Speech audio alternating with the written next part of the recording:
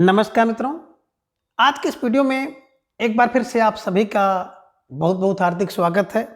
हम आशा करते हैं कि आप सभी स्वस्थ होंगे, मस्त होंगे और पूरी तरह से अपनी तैयारी में व्यस्त होंगे। तो मित्रों, आज के इस वीडियो में हम टीजीटी पीजीटी हिंदी के पाठ्यक्रम पर आधारित 125 महत्वपूर्ण प्रश्नों को व्याख्यात्मक तरीके से हल करेंगे और उसके साथ इन्हें ट्रिक की सहायता से याद करने का भी प्रयास करेंगे। तो हम आशा करते हैं कि यह वीडियो आप सबके लिए बहुत ही महत्वपूर्ण होने वाला है, इसलिए इस वीडियो को आप लोग अंत तक जरूर देखें और चैनल पर नए हैं तो चैनल को सब्सक्राइब कर लें और इसके साथ ही अगर आपको थोड़ा सा उचित लगे तो इस वीडियो को अपने जो परिचित लोग हैं उनके पास भी शेयर करें। तो इसके पूर्व बात करें, हम लोगों ने कुल 12 प्रतिशत प्रश्न पत्र हल किया है। तो आज के इस वीडियो में हम लोग 13वें प्रतिशत प्रश्न पत्र को हल करेंगे। तो आज की इस प्रश्नोत्तरी का पहला प्रश्न है कि हिंदी साहित्य के बृहद इतिहास की पूर्व पीठिका किसने लिखी है। विकल्प ए कह रहे कि डॉक्टर धीरेन्द्र वर्मा ने लिखा है, विकल्प बी डॉक्टर बली पांडे ने लिखा, विकल्प सी रामबली पांडे ने लिखा है या फिर विकल्प डी डॉक्टर भागीरथ मिश्र ने लिखा है। तो प्रश्न संख्या 1 का जवाब आप सबको देना है। एक बेहतरीन सा प्रश्न है कि हिंदी साहित्य का बृहद इतिहास की भूमिका किसने लिखी है। और मित्रों, इस तरह से प्रश्न जो है आपसे पूछ लिया जाता है तो आप सबका जवाब भी आ गया कि सर विकल्प बी को लॉक किया जाए। विकल्प B doctor Rajbali Pandey is right answer. ये बिल्कुल सही जवाब और सुंदर तैयारी आप सबकी दिख रही है। तो मित्रों, सबसे पहले तो आप सबको बिल्कुल दीपावली पर्व की ढेर सारी हार्दिक शुभकामना। तो आज थोड़ा सा आप लोग भी बिजी हैं, हम भी थोड़ा सा बिजी रहेंगे, इसलिए आज की इस प्रश्नोत्तरी को थोड़ा सा तेजी के साथ हम लोग लेकर चलेंगे। बस केवल उसको उत्तर को जानेंगे और आगे हम लोग बढ़ जाएंगे, ठीक है ना। थोड़ा सा जल्दी करने का प्रयास करेंगे। प्रश्न संख्या 2 है कि जय मन पवन न संचरे रवि सस नाही पावेश तही वत चित्त विषाम करूं सरहे कहु वेश। यह पंक्ति किसकी है। विकल्प कह रहे कि विद्यापति की पंक्ति है, विकल्प बी देवसेन की पंक्ति है, विकल्प सी सराबा की पंक्ति है या फिर विकल्प डी हेमचंद सूर्य की है।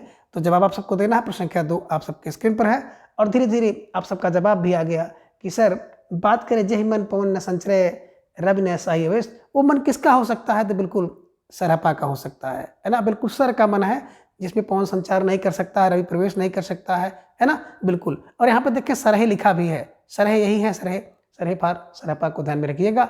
स्टाइल लगा कर इसे अपनी नोटबुक में दर्ज कर लीजिएगा, ठीक है। चलिए प्रश्न संख्या 3 है कि महापुराण किसकी कृति है। विकल्प कह रहे हैं कि शंभू की, विकल्प बी पुष्पदंत की, विकल्प सी जोंदू की या फिर विकल्प डी धनपाल की।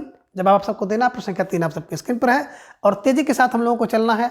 तो आप सब भी तेजी के साथ थोड़ा जवाब देने का प्रयास करिए और बिल्कुल तेजी के साथ आप सबका जवाब भी आ गया कि सर विकल्प बी को लॉक किया जाए, पुष्पदंत इज राइट आंसर। बिल्कुल सही जवाब है ना। अगर आपको कहीं पर महापुराण मिल जाए तो उसमें पुष्प चढ़ा दीजिए।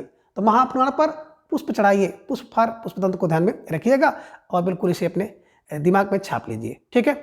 चलिए प्रश्न संख्या 4 है कि सिद्ध कवियों में सबसे ऊंचा स्थान किसका है। विकल्प कह रहे हैं कि सरपा, विकल्प बी कड़पा, विकल्प सी लुपा या फिर विकल्प डी सवरपा।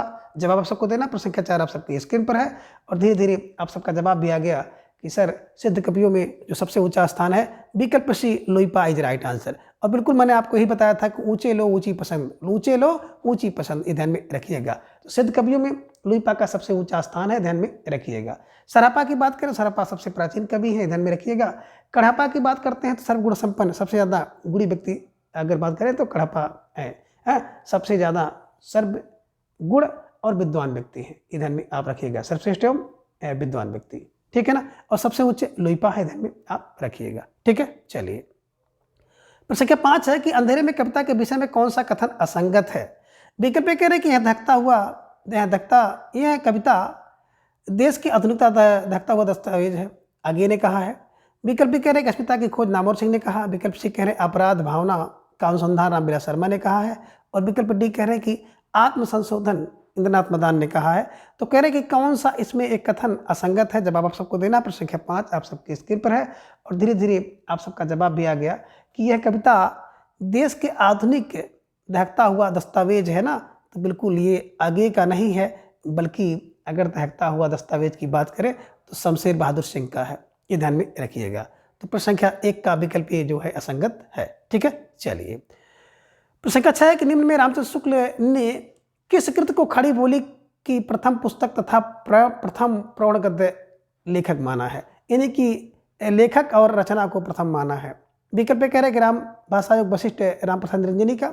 विकल्प बी कह रहे चंद्रसेन वर्णन की महिमा गंग की रचना। विकल्प सी कह रहे कि श्रृंगार रसमंडन विट्ठल का, या फिर अगहम महत्तम वैकुंठ मणि शुक्ल का। तो जवाब आप सबको देना है। प्रश्न संख्या 6 आप सबके स्क्रीन पर है और धीरे धीरे आप सबका जवाब भी आ गया कि सर विकल्प ए को लॉक किया जाए, भाषा योग वशिष्ठ है ना। इस रचना को प्रथम पूर्ण रचना मानते हैं और प्रथम पूर्ण लेखक राम प्रसाद निरंजनी जी को मानते हैं। ध्यान में रखिएगा, स्टार लगाकर इन्हें अपने नोटबुक में दर्ज कर लीजिए। ठीक है, चलिए आगे प्रश्न संख्या 7 है कि ज्ञान प्रदायिनी पत्रिका के संपादक कौन है। विकल्प ए कह रहे हैं कि नवीन चंद्र राय है। विकल्प बी श्रद्धाराम फुलरी है। विकल्प सी अखिलेश है, या फिर विकल्प डी रविंद्र कालिया है। तो प्रश्न संख्या 7 का जवाब भी आप सबका आ गया कि ज्ञान प्रदायिनी कौन होता है, बोले सर नवीन होता है। नवीन फॉर नवीन चंद्र राय को ध्यान में रखिएगा और इन्हें ऐसे ही कंठस्थ कर लीजिएगा। ठीक है, अब आगे है प्रश्न संख्या 8 कि प्रेमचंद का मूल नाम क्या था। विकल्प ए कह रहे कि दया नारायण निगम था। विकल्प बी कह रहे कि धनपत राय था। विकल्प सी कह रहे नवाब राय था, या फिर विकल्प डी अजायब राय था। तो प्रश्न संख्या 8 का जवाब आप सबको देना है। एक बेहतरीन सा प्रश्न आप सबके स्क्रीन पर है और तेजी के साथ आप सबका जवाब भी आ गया। अक्सर विकल्प बी को लॉक किया जाए, धनपत राय इज राइट आंसर। मूल नाम धनपत राय, दया नारायण निगम ने इनको प्रेमचंद कहा था, ध्यान में रखिएगा। नवाब राय नाम से उर्दू में रचना करते थे। अजायब राय इनके पिता का नाम था। तो ये सब चीज़ें मैंने कई बार चर्चा की है, तो आप उसको भी पहले जाकर देख सकते हैं। ठीक है, तो बिल्कुल आज की जो प्रश्नोत्तरी है थोड़ा सा फास्ट लेकर हम लोग चलेंगे। ठीक है, चलिए प्रश्न संख्या 9 है कि किस आलोचक को चिन्हमुखी मानवता का अन्वेषक कहा जाता है। विकल्प ए नंदुलारे वाजपेयी, विकल्प बी नामवर सिंह, विकल्प सी रामविलास शर्मा, या फिर विकल्प डी हजारी प्रसाद द्विवेदी। तो आप सबका जवाब भी आ गया। अक्सर विकल्प डी को लॉक किया जाए, Hazari Prasad Dwivedi is right answer, है ना। बिल्कुल, बात करें चिन्हमुखी मानवता के अन्वेषक बोले 1-2 नहीं है बल्कि 1000 हैं। तो चिन्हमुखी मानवता के अन्वेषक 1000 हैं, तो 1000 पर हजारी प्रसाद द्विवेदी को बैठा लीजिएगा। ठीक है, चलिए प्रश्न संख्या 10 है कि आखिरी कलाम उपन्यास के लेखक कौन है। विकल्प कह रहे हैं कि जायसी है, विकल्प बी काशीनाथ सिंह है, विकल्प सी दूधनाथ सिंह है, या फिर विकल्प डी विष्णु खरे हैं। तो जवाब आप सबको देना है। एक बेहतरीन सा प्रश्न आप सबकी स्क्रीन पर है और तेजी के साथ आप सबका जवाब आया। अक्सर विकल्प सी को लॉक किया जाए, Dudhnath Singh is right answer. देखे होंगे ना, आखिरी कलाम किसका है, बोले दूधनाथ का है, ध्यान में रखिएगा। और आखिरी कलाम रचना अगर काव्य की बात करें तो जायसी की भी रचना आपको देखने को मिलती है। प्रश्न संख्या 11 है कि लिखो ना करो लेखनी बंद, सिरधर सम सब कवि स्वच्छंद, पंक्ति किसकी है। विकल्प कह रहे हैं कि महावीर प्रसाद द्विवेदी की है, विकल्प बी श्रीधर पाठक की है, विकल्प सी मैथिलीशरण गुप्त की है, या फिर विकल्प डी हरिऔध की है। जवाब सबको देना। प्रश्न संख्या 11 आप सबके स्क्रीन पर है और धीरे धीरे आप सबका जवाब भी आ गया। अक्सर विकल्प बी को लॉक किया जाए, विकल्प B Shridhar Pathak is right answer, है ना। लिखो ना करो बंद, समधर है ना, कौन, वो लिखना ना बंद करो, कौन, बोले पाठक हो भैया। तो लिखो ना करो बंद, लेखनी बंद ना करो, है ना। तो पाठक को ध्यान में रखिएगा और पाठक का मतलब श्रीधर पाठक को ध्यान में बैठा लीजिएगा। ठीक है, चलिए आगे है प्रश्न संख्या 12 कि मध्यकाल में जायसी कृत पद्मावत का बंगला में अनुवाद किसने किया। विकल्प कह रहे हैं कि अलयोल या मगन ठाकुर ने, विकल्प बी गेरसन ने, विकल्प सी चार्ल्स इलियट ने, या फिर विकल्प डी कह रहे हैं कि प्रबोध चंद्र बागाची ने। तो प्रश्न संख्या 12 का जवाब सबको देना है कि प्यारा सा प्रश्न है और धीरे धीरे आप सबका जवाब भी आ गया कि सर विकल्प ए को लॉक किया जाए, अलओल या मगन ठाकुर इज राइट आंसर। बिल्कुल सही जवाब और सुंदर तैयारी आप सबकी दिख रही है। आज बिल्कुल दीपावली का पावन पर्व है और आप सब सारे काम धाम को छोड़ करके जुड़े हुए हैं, तो निश्चित रूप से आप सब महाबधाई के पात्र हैं और बिल्कुल यह वर्ष आप सबके लिए बिल्कुल, है ना, एक सौगात लेकर आएगा। निश्चित रूप से आप सब चयनित होंगे। ठीक है, बिल्कुल। प्रश्न संख्या 13 है कि कौन सी एक कृति सुमेलित नहीं है। विकल्प कह रहे हैं कि पेपर वेट कमल किशोर का, यह सुमेलित नहीं है। विकल्प बी जगदम्बा बाबू गांव आ रहे हैं चित्रा मुदगल का है, यह सुमेलित नहीं है। या फिर विकल्प डी कह रहे हैं तीसरी हथेली राजी सेठ की है, संगत है। या फिर विकल्प डी अजगर करे ने चाकरी कहानी संग्रह सूरबाला की है। जवाब आप सबको देना है। प्रश्न संख्या 13 आप सबके स्क्रीन पर है और धीरे धीरे आप सबका जवाब भी आना शुरू हो गया कि सर अगर बात हम लोग करें ना तो बिल्कुल जो विकल्प ये है paper weight is right answer, है ना। पेपर वेट की बात आपके दिमाग में आते ही 2 रचनाएं आपके सामने आती हैं। एक तो गिरिराज किशोर का उपन्यास है और दूसरा रमेश उपाध्याय का नाटक है। ये ध्यान में रखिएगा, स्टार लगाकर नोटबुक में दर्ज कर लीजिएगा। अब जगदम्बा बाबू गांव आ रहे हैं तो चित्र बन जाएगा, चित्रा मुदगल का है। तीसरी हथेली भैया राजी सेठ की है, ध्यान में रखिएगा।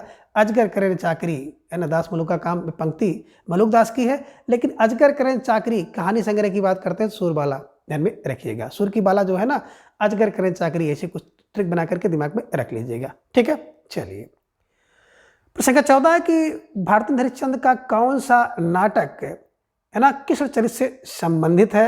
जवाब आप सबको देना है। प्यारा सा प्रश्न है। विकल्प ए कह रहे कि नील देवी, विकल्प बी श्री चंद्रावली, विकल्प सी भारत दुर्दशा या फिर विकल्प डी अंधेर नगरी। तो प्रश्न संख्या 14 का जवाब सबको देना है। एक बेहतरीन सा प्रश्न है और धीरे धीरे आप सबका जवाब भी आ गया। अक्सर विकल्प बी को लॉक किया जाए। Shri Chandravali is right answer, है ना। बिल्कुल श्रीचंद। अब श्री कौन चंद्र बोले कृष्णचंद्र, कृष्णचंद्र। वहां पे कृष्ण नाटक, यहाँ पे चंद्र, ध्यान में बैठा लीजिएगा। श्री कृष्णचंद्र की जय। ठीक है, चलिए। प्रश्न संख्या 15 की औरत के लिए औरत किसकी कृति है। विकल्प कह रहे कि नासिरा शर्मा की है, विकल्प बी शिवानी की, विकल्प सी मीरालाल पांडे या फिर विकल्प डी चित्रा मुदगल की। तो प्रश्न संख्या 15 का जवाब सबको देना है और बहुत तेजी के साथ आप लोग जवाब दीजिए और तेजी के साथ आज हम लोगों को चलना है। तो बिल्कुल आप सबका जवाब भी आ गया। अक्सर विकल्प ए को लॉक किया जाए। औरत के लिए और औरत क्या होती है, नासिरा है, नासिरा है। नासिरा फार नासिरा शर्मा जी की रचना है, ध्यान में रखिएगा। ठीक है, चलिए। प्रश्न संख्या 16 है कि निम्न में से किस रचनाकार को संपूर्ण काव्य समाधिता शीर्षक से प्रकाशित हुआ है। यानी कि किस रचनाकार ने अपने संपूर्ण जो काव्य संग्रह है ना उसको समाधिता शीर्षक से प्रकाशित कराया है। विकल्प कह रहे कि नामवर सिंह, विकल्प नरेश मेहता, विकल्प सी अब्दुल बिस्मिल्लाह या फिर विकल्प डी विष्णु नागर। जवाब आप सबको देना है और बहुत प्यारा सा प्रश्न आप सबके स्क्रीन पर है।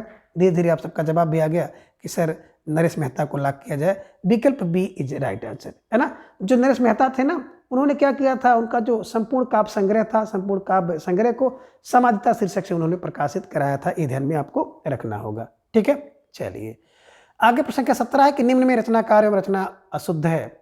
विकल्प कह रहे कि मेरे 7 जन्म, है ना, रामनरेश मेहता द्वारा लिखा गया है, यह संगत है। विकल्प कह रहे कवियों के पत्र रामविलास शर्मा ने लिखा है, यह शुद्ध है। विकल्प सी कह रहे कि यात्रा चक्र धर्मवीर की रचना है, यह शुद्ध है। या फिर विकल्प डी कह रहे कि चिट्ठिया हो तो हर कोई बाँचे रेणु का है, ये असंगत है। अब आप सबको जवाब देना है। धीरे धीरे आप सबका जवाब भी आ गया। अक्सर विकल्प ए को लॉक किया जाए। विकल्प ए इज राइट आंसर, है ना। मेरे 7 जन्म की बात करते हैं तो मेरे 7 जन्म जो रचना है ना हंसराज रहबर की है। हंस 7 जन्म साथ रहते हैं तो मैंने आपको बताया था कि हंस राजभर को ध्यान में रखिएगा और इन्हें ऐसे ही कंठस्थ करने का प्रयास करिएगा। ठीक है ना। तो मेरे 7 जन्म कौन, हंस राज रहबर। ठीक है, चलिए आगे। प्रश्न संख्या 18 है कि आरत की जय हनुमान लला की दुष्ट दलत रघुनाथ कला की पंक्ति किसकी है। जवाब आप सबको देना है और एक बड़ा बेहतरीन प्रश्न है आप सबके स्क्रीन पर। धीरे धीरे आप सबका जवाब भी आ गया कि आरत की जय हनुमान लला की। विकल्प कह रहे कि रायदास की, विकल्प श्रद्धाराम फुलरी की, विकल्प सी रामानंद की या फिर विकल्प डी नाभादास की। जवाब आप सबको देना है। एक प्यारा सा प्रश्न आप सबके स्क्रीन पर है और धीरे धीरे आप सबका जवाब भी आ गया कि सर आरत की हनुमान लला की होगी ना तो रामा को आनंद होगा, राम को आनंद होगा, राम जी को आनंद होगा, ध्यान में रखिएगा। जब आरती किसकी होगी, जय हनुमान की होगी ना, आरत की जय हनुमान लला की, हनुमान लला की आरती होगी तो राम को आनंद होगा, राम जी को आनंद होगा, है ना। ये ध्यान में रखिएगा। और जब फुल श्रद्धा होती है ना तो हम जय जगदीश हरे होते हैं। श्रद्धाराम फुल्ली की एक रचना पंक्ति है ओम जय जगदीश हरे।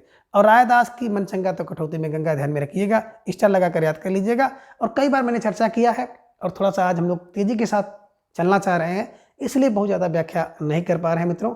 थोड़ा सा क्षमा भी चाहते हैं और आपको लोगों को थोड़ा सा सुविधा भी देना चाह रहे हैं क्योंकि बिल्कुल आप लोगों को भी उत्सव में सम्मिलित होना होगा। ठीक है, चलिए। प्रश्न संख्या 19 है कि निम्न में तुलसीदास की कृति किस कृति की भाषा अवधि नहीं है। जवाब आप सबको देना है कि इनमें से कौन सी कृति है तुलसीदास जी की जिसकी भाषा अवधि नहीं है। विकल्प ए रामज्ञा प्रश्न है, विकल्प बी रामलाल नसु है, विकल्प सी पार्वती मंगल है या फिर विकल्प डी कवितावली है। जवाब आप सबको देना है। प्यारा सा प्रश्न आप सबके स्क्रीन पर है और ज़्यादातर परीक्षाओं में तुलसीदास जी की रचना को लेकर प्रश्न पूछ लेता है कि किस रचना की भाषा ब्रज भाषा है और किसकी अवधि भाषा है। तो ये भी आपको ध्यान में रखना है और आपका जवाब आ गया। अक्सर विकल्प डी को लॉक किया जाए। कवितावली इज राइट आंसर, बिल्कुल सही जवाब और बहुत सुंदर तैयारी आप सबकी यहाँ पर दिख रही है। बात करें मित्रों तुलसीदास जी के जो ब्रज भाषा की रचनाओं को याद करने का एक क्लू है जहाँ पे देखिए वली ध्यान में रखिएगा, है ना, और पनी, बली वली और पनी जहाँ पे देखिएगा बस तुरंत उसको समझ लीजिएगा कि ब्रज भाषा की रचना है। ठीक है ना। कवितावली, गीतावली, किशोरी गीतावली ध्यान में रखिएगा और बैराग संदीपनी, है ना। तो निश्चित रूप से जिन भाई बहनों का जवाब विकल्प डी था बिल्कुल सही जवाब, सुंदर तैयारी आप सबकी दिख रही है। प्रश्न संख्या 20 है कि निम्न में एक असंगत है। विकल्प कह रहे हैं कि हिंदी का गालिब खुसरो को कहा जाता है, यह संगत है। विकल्प भी कह रहे हैं गजल सम्राट दुष्यंत कुमार है, यह संगत है। या फिर विकल्प सी जानकी वल्लभ छोटे निराला जी को कहा जाता है, यानी कि जानकी वल्लभ को छोटा निराला कहा जाता है। या फिर विकल्प डी कह रहे हैं कि सहजता के कवि भवानी प्रसाद मिश्र को कहते हैं। अब जवाब आप सबको देना है। प्रश्न संख्या 20 आप सबके स्क्रीन पर है, कौन एक असंगत है। स्टार लगाकर इस प्रश्न को अपने नोटबुक में दर्ज भी कर लीजिएगा, क्योंकि हो सकता है कि यहाँ से कोई प्रश्न आपकी परीक्षा में पूछ ले। तो बिल्कुल आप सबका जवाब आया कि सर विकल्प ए को लॉक किया जाए। हिंदी का गालिब अमीर खुसरो नहीं है, बल्कि हिंदी का गालिब तो बिहारी है। बिहारी फार बिहारी लाल को ध्यान में रखिएगा। हिंदी का गालिब बिहारी है, ये ध्यान में रखिएगा। बिहारी लाल जी को हिंदी का गालिब कहा जाता है। गजल सम्राट वसंत कुमार है। जानकी वल्लभ छोटी निराला जानकी वल्लभ को कहा जाता है। सहजता के कवि भवानी प्रसाद मिश्र हैं। तो ये सब सही है, ठीक है।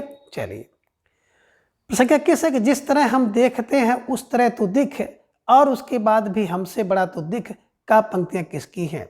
विकल्प कह रहे हैं कि बालकृष्ण शर्मा नवीन की है, विकल्प धर्मवीर भारती की है, विकल्प सी भवानी प्रसाद मिश्र की है, या फिर विकल्प डी शमशेर बहादुर सिंह की है। तो प्रश्न संख्या 21 का जवाब आप सबको देना है।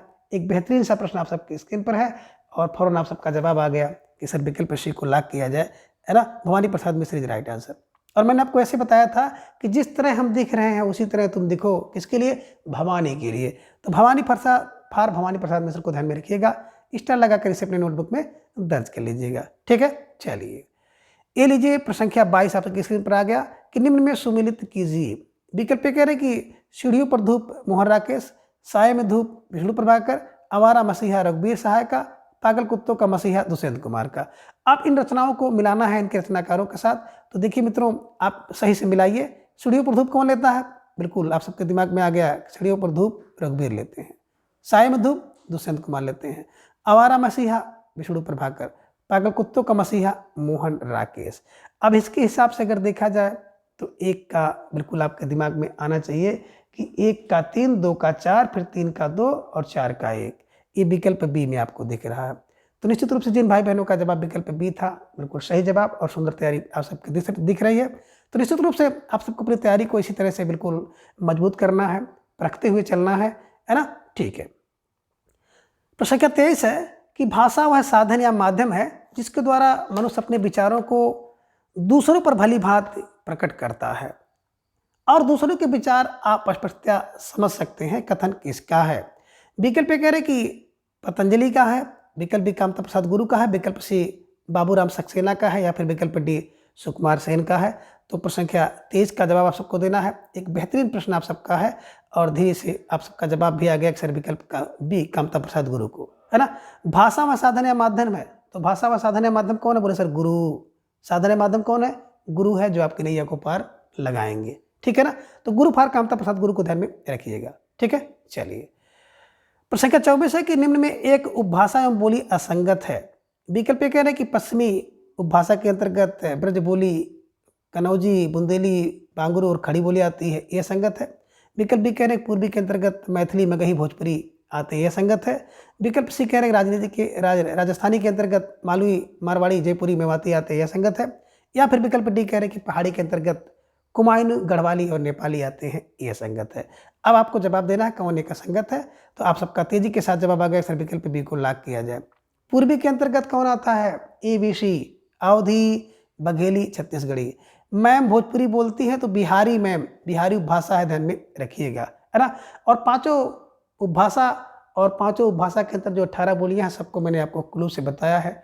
आप चैनल की जो प्लेलिस्ट में जाके देख सकते हैं, विस्तृत रूप से है और बिल्कुल बड़ी क्लासें हैं, ठीक है ना। अब यहाँ पे देखें, पश्चिम में ब्रज, कन्नौज, बगंदोली, बांगुरी, खड़ी बोली बिल्कुल सही है। पूरब में ABC, अवधी, बघेली, छत्तीसगढ़ी हैं। बिहारी में भोजपुरी बोलती हैं, मैथिली में गई भोजपुरी। मामा जमे राजस्थान में, तो मामा, मालवी, मारवाड़ी, जयपुरी, मेवाती, है ना। नेपाली लोग कुगनी होते हैं, तो बिल्कुल नेपाली या पहाड़ी लोग कुगने होते हैं, तो कुमाली, गढ़वाली और नेपाली, ये ध्यान में रखिएगा। स्टार लगाकर इन्हें याद कर लीजिएगा, ठीक है। तो फिलहाल प्रश्न संख्या 24 का विकल्प बी इज राइट आंसर। आगे प्रश्न संख्या 25 है कि निम्न में असंगत कथन है ना। तो ये देखिए प्रश्न जो है आपके संवैधानिक हिंदी की स्थिति पर आधारित है। तो विकल्प कह रहे हैं कि हिंदी दिवस 14 सितंबर 1949 से मनाया जाने लगा। तो आप कह सकते हैं कि हिंदी दिवस 14 सितंबर को मनाया जाता है, यह संगत है। विकल्प भी कह रहे हैं कि राजभाषा संबंधी प्रावधान संविधान के 343 अनुच्छेद से लेकर के 351 अनुच्छेद तक है, यह संगत है। विकल्प सी कह रहे हैं कि संविधान के 18वें भाग में भाषा संबंधी प्रावधान है, यह संगत है। या फिर विकल्प डी कह रहे हैं कि संविधान की 8वीं अनुसूची में भाषा का प्राविधान है। अब आपको जवाब देना है। प्रश्न संख्या 25 आप सबकी स्क्रीन पर है कि कौन सा एक असंगत है। तो आप सबका फौरन जवाब आया कि सर विकल्प सी को लॉक किया जाए, है ना। संविधान के 17वें भाग में है, 18वां भाग में नहीं है, ये ध्यान में रखिएगा। तो यही असंगत है और बिल्कुल इसे अपने दिमाग में बैठा लीजिए, नोटबुक में छाप लीजिए, है ना। 383 से लेकर 351 अनुच्छेद, भाग 17, 8वीं अनुसूची और 14 सितंबर 1949 को, ये तिथियां बिल्कुल महत्वपूर्ण हैं, इसे दिमाग में रखिएगा। निश्चित रूप से यहाँ से प्रश्न आपकी परीक्षा में पूछा जा सकता है, ठीक है। चलिए, प्रश्न संख्या 26 है, किसी सीमित क्षेत्र में बोली जाने वाली स्थानीय भाषा को कहते हैं। विकल्प ए कह रहे कि राष्ट्रीय भाषा, विकल्प बी राजभाषा, विकल्प सी बोली या फिर विकल्प डी उपभाषा। जवाब सबको देना है। प्रश्न संख्या 26 आपके स्क्रीन पर है और बड़ी तेजी के साथ आप सबका जवाब आ गया सर विकल्प सी को लॉक किया जाए, बोली इज राइट आंसर, है ना। देखिए, किसी सीमित क्षेत्र में बोली जाने वाली जो स्थानीय भाषा होती है उसको बोली कहते हैं, तो बिल्कुल सही जवाब, सुंदर तैयारी। प्रश्न संख्या 27 है कि भारत की सर प्रमुख और एशिया की सबसे बड़ी संवाद समिति कौन सी है। विकल्प ए कह रहे कि नेशनल न्यूज एजेंसी है, विकल्प बी कह रहे कि प्रेस ट्रस्ट ऑफ इंडिया जिसे आप कहते हैं PTI, press trust of India PTI है, विकल्प सी कह रहे यूनिवार्ता है या फिर विकल्प डी हिंदुस्तान है। जवाब सबको देना। प्रश्न संख्या 27 आप सबके स्क्रीन पर है और बड़े तेजी के साथ आप सबका जवाब भी आया कि सर विकल्प बी को लॉक किया जाए, press trust of India is right answer. बिल्कुल सही तैयारी और बहुत सुंदर जवाब बड़े तेजी के साथ आप सबके आ रहे हैं।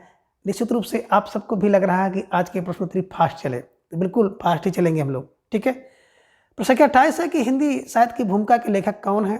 विकल्प ए कह रहे कि रामचंद्र शुक्ल है, विकल्प बी राम कुमार वर्मा है, विकल्प सी विश्वनाथ प्रसाद मिश्र हैं या फिर विकल्प डी हजारी प्रसाद द्विवेदी हैं। तो प्रश्न का 28 का जवाब सबका आ गया, अक्सर विकल्प डी को लॉक किया जाए, Hazari Prasad Dwivedi is right answer, है ना। हिंदी साहित्य की भूमिका कितनी बोले सर, हिंदी साहित्य की भूमिका 1 2 नहीं बल्कि 1000 है, 1000 फॉर हजारी प्रसाद द्विवेदी और 1940 में 40,000 है, ये भी आपको ध्यान में रखना होगा, ठीक है ना। अब आगे है प्रश्न संख्या 29 है कि निम्न में एक सुमेलित नहीं है। अब कह रहे कौन सा एक सुमेलित नहीं है, उसी को आपको जवाब के रूप में चयन करना है। विकल्प कह रहे कि आदिकाल के कवि आलम हैं, यह संगत है। विकल्प भी कह रहे कि भक्ति काल के जायसी हैं, यह संगत है। विकल्प सी कह रहे रीत काल के घनानंद हैं, यह संगत है। या फिर विकल्प डी आधुनिक काल के भारत चंद हैं, यह संगत है। जवाब आप सबको देना है। प्रश्न संख्या 29 आप सबके स्क्रीन पर है और बड़ा सोच विचार करके आपने जवाब दिया कि सर विकल्प ए को लॉक किया जाए। आदिकाल के आलम नहीं है बल्कि आलम रीति काल के हैं, ध्यान में रखिएगा, है ना। आलम के स्थान पर अमीर खुसरू होना था, ये आप ध्यान में रखिएगा। और बाकी भक्ति काल में जायसी बिल्कुल सही है, रीत काल में घनानंद और आधुनिक काल के भारतेंद्र हरिश्चंद्र है, ये सही है, ठीक है। स्टार लगाकर इस प्रश्न को अपने नोटबुक में दर्ज कर लीजिए, ठीक है। चलिए, प्रश्न संख्या 30 है कि सही क्रम चुनिए। विकल्प कह रहे कि प्रयोगवाद, फिर छायावाद, फिर नई कविता और प्रगतिवाद आया। पहले कह रहे प्रगतिवाद, फिर छायावाद, फिर प्रयोगवाद, नई कविता। विकल्प सी कह रहे छायावाद, प्रगतिवाद, प्रयोगवाद, नई कविता और विकल्प डी कह रहे नई कविता, छायावाद, प्रगतिवाद और प्रयोगवाद। तो आप सबका जवाब तेजी के साथ आया कि सर विकल्प सी को लॉक किया जाए। तो बिल्कुल सबसे पहले छायावाद, फिर प्रगतिवाद, प्रयोगवाद और नई कविता, एक क्रम सही है, ध्यान में रखिएगा। स्टार लगाकर इसे नोटबुक में दर्ज कर लीजिएगा। प्रश्न संख्या 31 है कि आदिकाल को प्रारंभिक काल किसने कहा है। विकल्प कह रहे कि जॉर्ज गैरसन ने, विकल्प बी मिश्र बंधु, विकल्प सी हजारी प्रसाद द्विवेदी, महावीर प्रसाद द्विवेदी या फिर विकल्प डी हजारी प्रसाद द्विवेदी। जवाब सबको देना है। प्रश्न संख्या 31 आप सबके स्क्रीन पर है और धीरे धीरे आप सबका जवाब भी आ गया कि सर जो आदिकाल को प्रारंभिक काल कहते हैं ना, प्रारंभ मिश्र बंधुओं ने कहा है। गेरसन की बात करते हैं तो गेरसन ने चारण काल कहा है। महावीर काल की बात करते हैं बीज भवन काल कहा है। हजारी प्रसाद द्विवेदी कहते हैं तो आदिकाल कहा है, ध्यान में रखिएगा, ठीक है। और आदिकाल के नामकरण को लेकर के आपकी परीक्षा में प्रश्न जरूर पूछा जाएगा। तो आदिकाल के नामकरण और नामकरण करने वाले जितने भी विद्वान हैं सबको आप कंठस्थ कर लीजिएगा। नहीं कर पा रहे हैं तो बिल्कुल चैनल के प्लेट पे चले जाइएगा। मेरे द्वारा बहुत पहले ही विस्तृत रूप से और ट्रिक की सहायता से बिल्कुल कराया गया है, तो आप जाकर वहाँ से पढ़ सकते हैं, ठीक है। चलिए, प्रश्न संख्या 32 है कि हिंदी पुनर्जागरण काल किसे कहा जाता है। विकल्प कह रहे छायावाद को, विकल्प द्विवेदी को, विकल्प सी भारतेंद्र को या फिर विकल्प डी प्रगतिवाद को। तो आपका जवाब आ गया अक्सर विकल्प सी को लॉक किया जाए, भारतेंद्र की राय, है ना। पुनर्जागरण भारत का होता है, भारतेंद्र हरिश्चंद्र को ध्यान में रखिएगा, ठीक है। और इसे ऐसे ही कंठस्थ कर लीजिएगा। प्रश्न संख्या 33 है कि सन 1900 में पोर्ट विलियम कॉलेज की स्थापना किसने किया था। विकल्प कह रहे हैं कि मैक्सवेल बेलीजली, विकल्प बी लल्लू लाल, विकल्प सी जॉन गिलक्रास्ट या फिर विकल्प डी सदल मिश्र। जवाब सबको देना। प्रश्न संख्या 33 आप सबके स्क्रीन पर है और धीरे धीरे आप सबका जवाब भी आ गया, अक्सर विकल्प ए को लॉक किया जाए, मैक्सवेल बेलीजली इज राइट आंसर, है ना। जो 1900 में पोर्ट विलियम कॉलेज की स्थापना कलकत्ता में की गई थी, तो उसकी बात करें स्थापक कौन थे, स्थापना किसने किया, तो मैक्सिस वेलेजरी ने किया। लल्लू लाल और सदल मिश्र जो है भाषा मुंशी पद पर नियुक्ति हुई थी। जॉन क्राइस्ट हिंदी विभागाध्यक्ष थे। तो ये भी आपको ध्यान में रखना होगा, स्टार लगाकर इसे अपने नोटबुक में दर्ज कर लीजिए। ठीक है, चलिए प्रश्न संख्या 34 है कि विद्यापति कौन सी रचना अभी तक प्रकाशित नहीं है। विकल्प ए कीर्तिलता, विकल्प बी कीर पताका, विकल्प सी पदावली या फिर विकल्प डी पुरुष परीक्षा। जवाब आप सबको देना है। प्रश्न संख्या 34 आपके स्क्रीन पर है और फौरन आप सबका जवाब आया कि सर विकल्प 34 का बी इज राइट आंसर, है ना। विद्यापति की जो कीर्ति पताका है, तो पताका का लापता हो गई, मतलब पताका का पताका नहीं है, पता नहीं है, तो लापता है, अर्थात अभी तक प्रकाशित नहीं है। स्टार लगाकर इसे अपने नोटबुक में दर्ज कर लीजिए। प्रश्न संख्या 35 है कि रासो शब्द की उत्पत्ति रसायन से किसने मानी है। विकल्प कह रहे गाथा तातासी ने, विकल्प बी रामनारायण डूगर ने, विकल्प सी रामचंद्र शुक्ल ने या फिर विकल्प डी पंडित हरप्रसाद शास्त्री ने। तो प्रश्न संख्या 35 का जवाब आप सबको देना है। बड़ी तेजी के साथ आप सबका जवाब आया कि रासो शब्द की उत्पत्ति रसायन से, राम रसायन तुमरो पासा, है ना। तो राम रसायन, रामचंद्र शुक्ल ने रसायन, रासो शब्द की उत्पत्ति रसायन से मानी है। गाथा तासी जी की बात करें तो इन्होंने राजसूय से माना है। बात करें यहाँ पर पंडित हरप्रसाद शास्त्री की, तो इन्होंने राजस से माना है। ये ध्यान में रखिएगा, स्टार लगाकर इसे अपने नोटबुक में दर्ज कर लीजिएगा। तो यहाँ से भी कई बार परीक्षा में आपके प्रश्न दिखा है, तो इसको भी आपको तैयार करना है। ठीक है, चलिए प्रश्न संख्या 36 है कि कृषक क्रंदन किसकी कृति किसकी है। विकल्प कह रहे कि लल्लू लाल की, विकल्प गया प्रसाद शुक्ल स्नेही की, विकल्प सी राम नीरज त्रिपाठी की या फिर विकल्प डी सिया राम शरण गुप्त की। जवाब आप सबका आ गया कि सर विकल्प बी को लॉक किया जाए, गया प्रसाद शुक्ल स्नेही इज राइट आंसर। कैसे दिमाग में बैठाएंगे, कृषक क्रंदन, बोले कृषक का क्रंदन अब गया, गया फॉर गया प्रसाद शुक्ल स्नेही, ये ध्यान में आपको रखना होगा। ठीक है, चलिए आगे प्रश्न संख्या 37 है कि माधवाचार्य किस संप्रदाय के संस्थापक थे। विकल्प कह रहे कि द्वैतवाद, विकल्प बी अद्वैतवाद, विकल्प सी शुद्धाद्वैतवाद, फिर विकल्प डी विशिष्टा अद्वैतवाद। जवाब आप सबको देना। प्रश्न संख्या 37 है आप सबके स्क्रीन पर है और आपका जवाब आया कि द्वैत है माधव, द्वैत है माधव, मैंने द्वैतवाद के जो संस्थापक हैं माधवाचार्य हैं, अद्वैत के बिल्कुल शंकराचार्य हैं, शुद्धाद्वैत ध्यान में रखिएगा, है ना, और विशिष्टाद्वैत रामानुजाचार्य। तो कहने का आशा है प्रश्न संख्या 37 का विकल्प ए इज राइट आंसर। प्रश्न संख्या 38 है कि नंदुलारे वाजपेयी ने रासो शब्द की उत्पत्ति किससे मानी है। देखिए रासो शब्द से उत्पत्ति किसने मानी है, तो ये प्रश्न बिल्कुल आपको एक बार फिर आपके प्रश्नोत्तरी में मिल गया, है ना, कि नंदुलारे वाजपेयी ने रासो शब्द की उत्पत्ति किससे मानी है, राजसूय से, राजस से, रसायन से या फिर रास से। तो आप सबका जवाब फौरन आ गया कि बिल्कुल विकल्प डी रास इज राइट आंसर, है ना। आपने देखा होगा जो नंद है ना, नंद जल्दी रास नहीं आती हैं, तो रास नहीं आती हैं, रास फार रसायन को ध्यान में रखिएगा और इन्हें ऐसे ही कंठस्थ कर लीजिएगा। ठीक है, चलिए प्रश्न संख्या 39 है कि सही मिलान करो। विकल्प कह रहे कि मधुकर और सामने है रणमल छंद, नल सिंह विजयपाल रासो, सरंगधर जयमेघ चंद्रिका, सिरधर हमीर रासो। अब इनको अगर सही से मिलाया जाए तो कौन सा विकल्प सही होगा, आप सब थोड़ा सा ध्यान देकर मिलाइए। बात करें मधुकर, मधुकर होती है जयमेघ चंद्रिका, तो बिल्कुल ए का 3 बिल्कुल। बात करें नल सिंह तो विजय 2 का बिल्कुल, बी का 2, बी का 2 आपको लाना है, बिल्कुल मिल गया। सांगधर की हमीर रासो बिल्कुल 3 का 4 मिल गया और श्रीधर का डी का 1 मिल गया, श्रीधर का रणमल छंद। तो बिल्कुल जिन भाई बहनों का जवाब विकल्प सी था सही जवाब और बहुत सुंदर तैयारी आप सबके यहाँ पर दिख रही है ना। मधुकर होती है जयमेघ चंद्रिका, मधुकर होती है, नल सिंह विजय पाते हैं, सारंगधर हमीर रासो और सिरधर रणमल छंद। ध्यान में रखिएगा, स्टार लगाकर इसे अपनी नोटबुक में दर्ज करते हुए भी आपको चलना है। प्रश्न संख्या 40 है विद्यापति को रहस्यवादी कवि मानने वाले विद्वान कौन से हैं। विकल्प कह रहे कि रामचंद्र शुक्ल, राम कुमार वर्मा, रामबृज बेनीपुरी है, विकल्प बी कह रहे हैं प्रसाद सादरी सुभद्रा कुमार झा हैं, विकल्प सी कह रहे हैं कि श्याम सुंदर दास, हजारी प्रसाद द्विवेदी और ब्रजेंद्र सहाय हैं, या फिर विकल्प डी गिरजन नागेंद्र और जनार्दन है।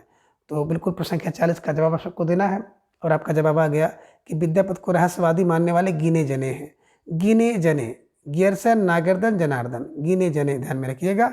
और प्रश्न संख्या 40 के विकल्प डी को हमेशा के लिए आप बिल्कुल कंठस्थ कर लीजिए। ठीक है, चलिए प्रश्न संख्या 41 है कि पृथ्वीराज रासो को अप्रमाणित मानने वाले विद्वान कौन से हैं। विकल्प कह रहे कि श्याम सुंदर दास है, विकल्प बी रामचंद्र शुक्ल है, विकल्प सी मुंजिन विजय है या फिर विकल्प डी हजारी प्रसाद द्विवेदी हैं। तो प्रश्न संख्या 41 का जवाब आप सबको देना है और धीरे धीरे आप सबका जवाब भी आ गया कि सर विकल्प बी को लॉक किया जाए। विकल्प B Ramchandra Shukla is right answer, बिल्कुल सही जवाब और बहुत सुंदर तैयारी आप सबके यहाँ पर दिख रही है। बात करें मित्रों, मैंने कई बार आपसे चर्चा की है, खासतौर से पृथ्वीराज रासो की प्रमाणिकता, अप्रमाणिकता और अर्ध प्रमाणिकता को लेकर प्रश्न आपकी परीक्षा में पूछे गए हैं, तो बिल्कुल इन्हें आपको कंठस्थ करना है। जितने भी सुंदर टाइप के लोग हैं उन्होंने बिल्कुल इसे प्रमाणित माना है, सुंदरदास ने। राम यानी कि देवी देवता जितने भी हैं उन्होंने अप्रमाणित माना है। गौरीशंकर ओझा हो, चाहे देवी प्रसाद हो, चाहे बोलर हो, चाहे मुरारी दान हो या कभी श्यामला दान हो, है ना, तो ये ध्यान में रखिएगा, अप्रमाणित मानते हैं। मुंजिन विजय और हजारी प्रसाद द्विवेदी की बात करते हैं तो अर्ध प्रमाणित मानने वाले हैं, है ना। मुंजिन विजय हैं, हजारी प्रसाद द्विवेदी हैं, सुनीत कुमार चटर्जी हैं और इनके अलावा डॉक्टर शरदचंद्र ओझा हैं जो उन्होंने पृथ्वीराज रासो को अर्ध प्रमाणित माना है। ठीक है, तो बिल्कुल इसे भी आप जाकर चैनल की पेज से देख सकते हैं।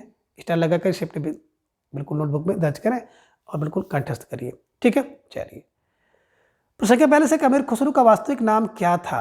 विकल्प कह रहे हैं कि हसन निजामी था, विकल्प बी अबू हसन साहब, विकल्प सी बुद्धसेन था या फिर विकल्प डी पृथ्वी सिंह था। जवाब सबको देना है। प्रश्न के पहले का जवाब सबका आ गया, सर विकल्प बी को लॉक किया जाए। Abul Hasan is right answer, बिल्कुल सही जवाब और बहुत सुंदर तैयारी आप सबके यहाँ पर दिख रही है। तो इसी तरह से आपको अपनी तैयारी को और मजबूत करते हुए चलना है। ठीक है, चलिए प्रश्न 43 है कि जोई जोई पिंडे सोई ब्रह्मंडे पंक्ति किसकी है? विकल्प कह रहे कि विद्यापति की, विकल्प बी गोरखनाथ की, विकल्प सी रायदास की या फिर विकल्प डी सरहपा की। और आपका जवाब आ गया सर विकल्प बी गोरखनाथ को लॉक किया जाए। जो जो पिंड में है वही वही गोरख में है, तो जो जो पिंडे सो ब्रह्मंडे सो गोरख में, ध्यान में रखिएगा, गोरखनाथ को आप कंठस्थ कर लीजिएगा। प्रश्न 44 है कि आदिकाल को अत्यधिक विरोधों एवं व्यवघातों का काल किसने माना है? विकल्प कह रहे कि रामचंद्र शुक्ल ने, विकल्प हजारी प्रसाद द्विवेदी ने, विकल्प सी डॉक्टर राम कुमार वर्मा ने या फिर विकल्प डी डॉक्टर नागेंद्र ने। जवाब सबको देना है। प्रश्न 44 आप सबके स्क्रीन पर है कि आदिकाल को अधिक विरोधों एवं व्यवघातों का काल किसने माना? बिल्कुल आपका जवाब आ गया, अक्सर विकल्प बी को लॉक किया जाए, है ना। आदिकाल को अत्यधिक विरोधों और व्यवघातों का काल, तो आदिकाल हजार विरोध एवं व्यवघातों का काल है, ध्यान में रखिएगा। हजार फार हजारी प्रसाद द्विवेदी जी ने माना है, ये भी आपको ध्यान में रखना है। स्टार लगा के इसे नोटबुक में दर्ज करिए। ठीक है, प्रश्न 45 है कि संत नामदेव के सगुण पदों की भाषा क्या है? विकल्प कह रहे ब्रज भाषा, विकल्प बी खड़ी बोली, विकल्प सी सदुक्कड़ी भाषा या फिर विकल्प डी अवधी भाषा। अब जवाब आप सबको देना है कि संत नामदेव के सगुण पदों की भाषा क्या है, आपको जवाब देना है। और धीरे धीरे आप सबका जवाब आ गया कि जो सगुण पद है विकल्प ए ब्रज भाषा में गाते थे, निर्गुण पद खड़ी बोली और सदुक्कड़ी भाषा में, ये भी आपको ध्यान में रखना है। तो निश्चित रूप से जिन भाई बहनों का जवाब विकल्प ये था, सही जवाब और बहुत सुंदर तैयारी आप सबके यहाँ पर देख रही है। ठीक है, चलिए प्रश्न 46 है कि कबीरदास किस शासक के समकालीन थे? विकल्प ए अकबर के, विकल्प बी सिकंदर लोदी, विकल्प सी बाबर या फिर विकल्प डी शेरशाह सूरी।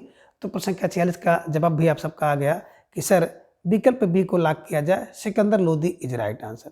कबीर किसके शासक के समकालीन थे? तो सिकंदर लोदी को ध्यान में रखिएगा, स्टार लगाकर छाप लीजिए। ठीक है, चलिए प्रश्न 47 है कि हजारी प्रसाद द्विवेदी ने किस कृत को प्रथम प्रेम खान काव्य माना है? विकल्प हंसावली, विकल्प चंदायन, विकल्प सी सतवती कथा या फिर विकल्प डी मृगावती। जवाब आप सबको देना है और फौरन आपका जवाब आ गया कि 1000 बार सत्य है कि ईश्वर एक है। 1000 बार सत्य है कि ईश्वर एक है। सतवती कथा ईश्वरदास की एक है, 1501 में लिखी गई और बिल्कुल सत्य है। हजारी प्रसाद द्विवेदी ने माना। चंदा दीजिए राम के नाम पर, तो राम के नाम का मतलब हो गया राम कुमार वर्मा ने चंदायन को माना है ना, इधर में रखिएगा। हंसावली, हंसा ऐसे हंसा जैसे गण हटा, तो गणपत चंद्रगुप्त ने हंसावली को माना है।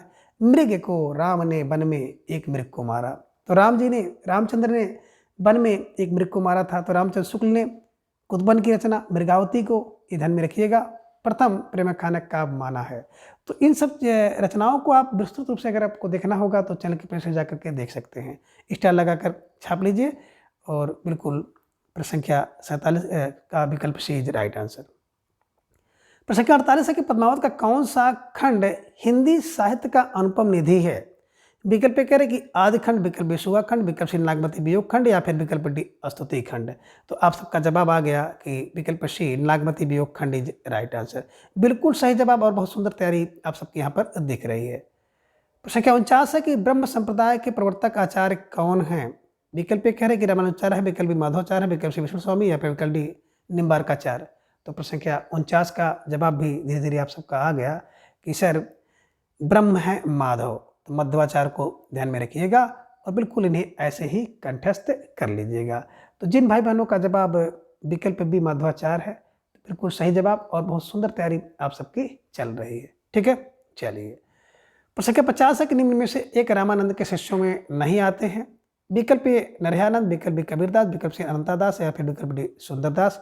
तो प्रश्न संख्या 50 का जवाब आप सबको देना है और आप सबका जवाब बड़े तेजी के साथ आ गया। अक्सर विकल्प डी को लॉक किया जाए, सुंदरदास इज राइट आंसर। बात करें सुंदरदास, तो सुंदरदास संत कवियों में सबसे ज़्यादा पढ़े लिखे बुद्धिमान संत कवि हैं और ये रामानंद के शिष्य परंपरा में नहीं आते हैं। स्टार लगाकर इन्हें छाप लीजिए, कई बार परीक्षा में पूछा गया है। ठीक है, चलिए प्रश्न संख्या 51 है कि भारत का लोकनायक वही हो सकता है जो समन्वय करने का अपार धैर्य लेकर आया हो। तुलसीदास के विषय में किसका कथन है? विकल्प कह रहे रामचंद्र शुक्ल का, विकल्प बी रामविलास शर्मा का, विकल्प सी हजारी प्रसाद द्विवेदी का या फिर विकल्प डी ग्यरसन का। जवाब सबको देना है। प्रश्न संख्या 51 आप सबके स्क्रीन पर है और बड़े तेजी के साथ आप सबका जवाब आ गया कि भारत का लोकनायक वही हो सकता है जो समन्वय करने का अपार धैर्य, समन्वय का करने का हजार धैर्य लेकर आया हो। हजार धैर्य, हजार फर हजारी प्रसाद द्विवेदी को ध्यान में रखिएगा और इन्हें ऐसे कंठस्थ कर लीजिए। ठीक है, चलिए प्रश्न संख्या 52 है कि तुलसीदास ने बाहु रोग से मुक्ति पाने के लिए कौन सी रचना की थी? विकल्प कह रहे कवितावली, विकल्प बी वैराग्य प्रश्न, विकल्प सी वैराग्य रामाज्ञा प्रश्न, विकल्प सी है वैराग्य संदीपनी या फिर विकल्प डी हनुमान बाहुक। तो आपका जवाब आ गया कि सर विकल्प डी को लॉक किया जाए, Hanuman Bahuk is right answer, है ना। जब हनुमान जी को बाहु में पीड़ा हो गई थी तो उन्होंने अपनी बाहु पीड़ा से मुक्ति के लिए हनुमान बाहुक की रचना की थी, ये ध्यान में रखिएगा। ठीक है ना, स्टार लगाकर छाप लीजिए। प्रश्न संख्या 53 है कि डॉक्टर राम कुमार वर्मा ने हिंदी के प्रथम कवि किसे माना है?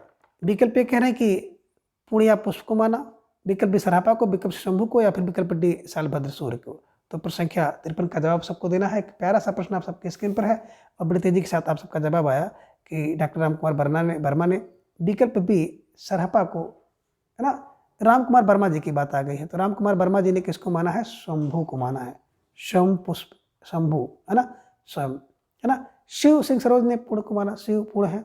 राहुल ने सरहपा को माना है ना, और सालभद्र को गणपत चंद्रगुप्त ने माना है। तो शिव पूर्ण है, राहुल सर है, शंभू राम कुमार वर्मा। स्टार लगाकर इसे अपने नोटबुक में दर्ज कर लीजिए। ठीक है, चलिए प्रश्न संख्या 54 है कि लेकिन मैं जोर देकर कहना चाहता हूं कि अगर इस्लाम नहीं आया होता तो भी इस साहित्य का 12 आना वैसा ही होता जैसा आज है। कथन किसका है? विकल्प कह रहे हैं कि रामचंद्र शुक्ल का, विकल्प बी ग्यरसन का, विकल्प सी हजारी प्रसाद द्विवेदी का या फिर विकल्प डी डॉक्टर रामविलास शर्मा का। जवाब सबका बड़े तेजी के साथ आ रहा है कि सर विकल्प सी को लॉक किया जाए, तो Hazari Prasad Dwivedi is right answer, है ना। मैं जोर देकर 1000 बार कहना चाहता हूं कि अगर इस्लाम ना आया होता तो भी इसका 12 आना 16 आना वैसे ही होता। और जैसे देखिएगा 12 आना 16 आना तो हजार ध्यान में रख लीजिएगा। ठीक है, स्टार लगाकर इसे अपने नोटबुक में दर्ज कर लीजिए। प्रश्न संख्या 55 है कि कबीरदास की रचनाओं की शैली के विषय में सत्य कथन है। विकल्प कह रहे हैं कि साखी दोहा में लिखा, शब्द पद में लिखा, विकल्प सी कह रहे रामायणी दोहा चौपाई में लिखा या फिर विकल्प डी उपयुक्त सभी। तो बिल्कुल आप सबका जवाब भी आ गया, सर विकल्प डी को लॉक किया जाए, उपयुक्त सभी इज राइट आंसर, है ना। यहाँ से भी प्रश्न कई बार परीक्षा में पूछा गया है तो इसे भी आप ध्यान में रखिएगा। ठीक है, चलिए प्रश्न संख्या 56 है कि हमन है इश्क मस्ताना हमन को होशियारी क्या पंक्ति किसकी है?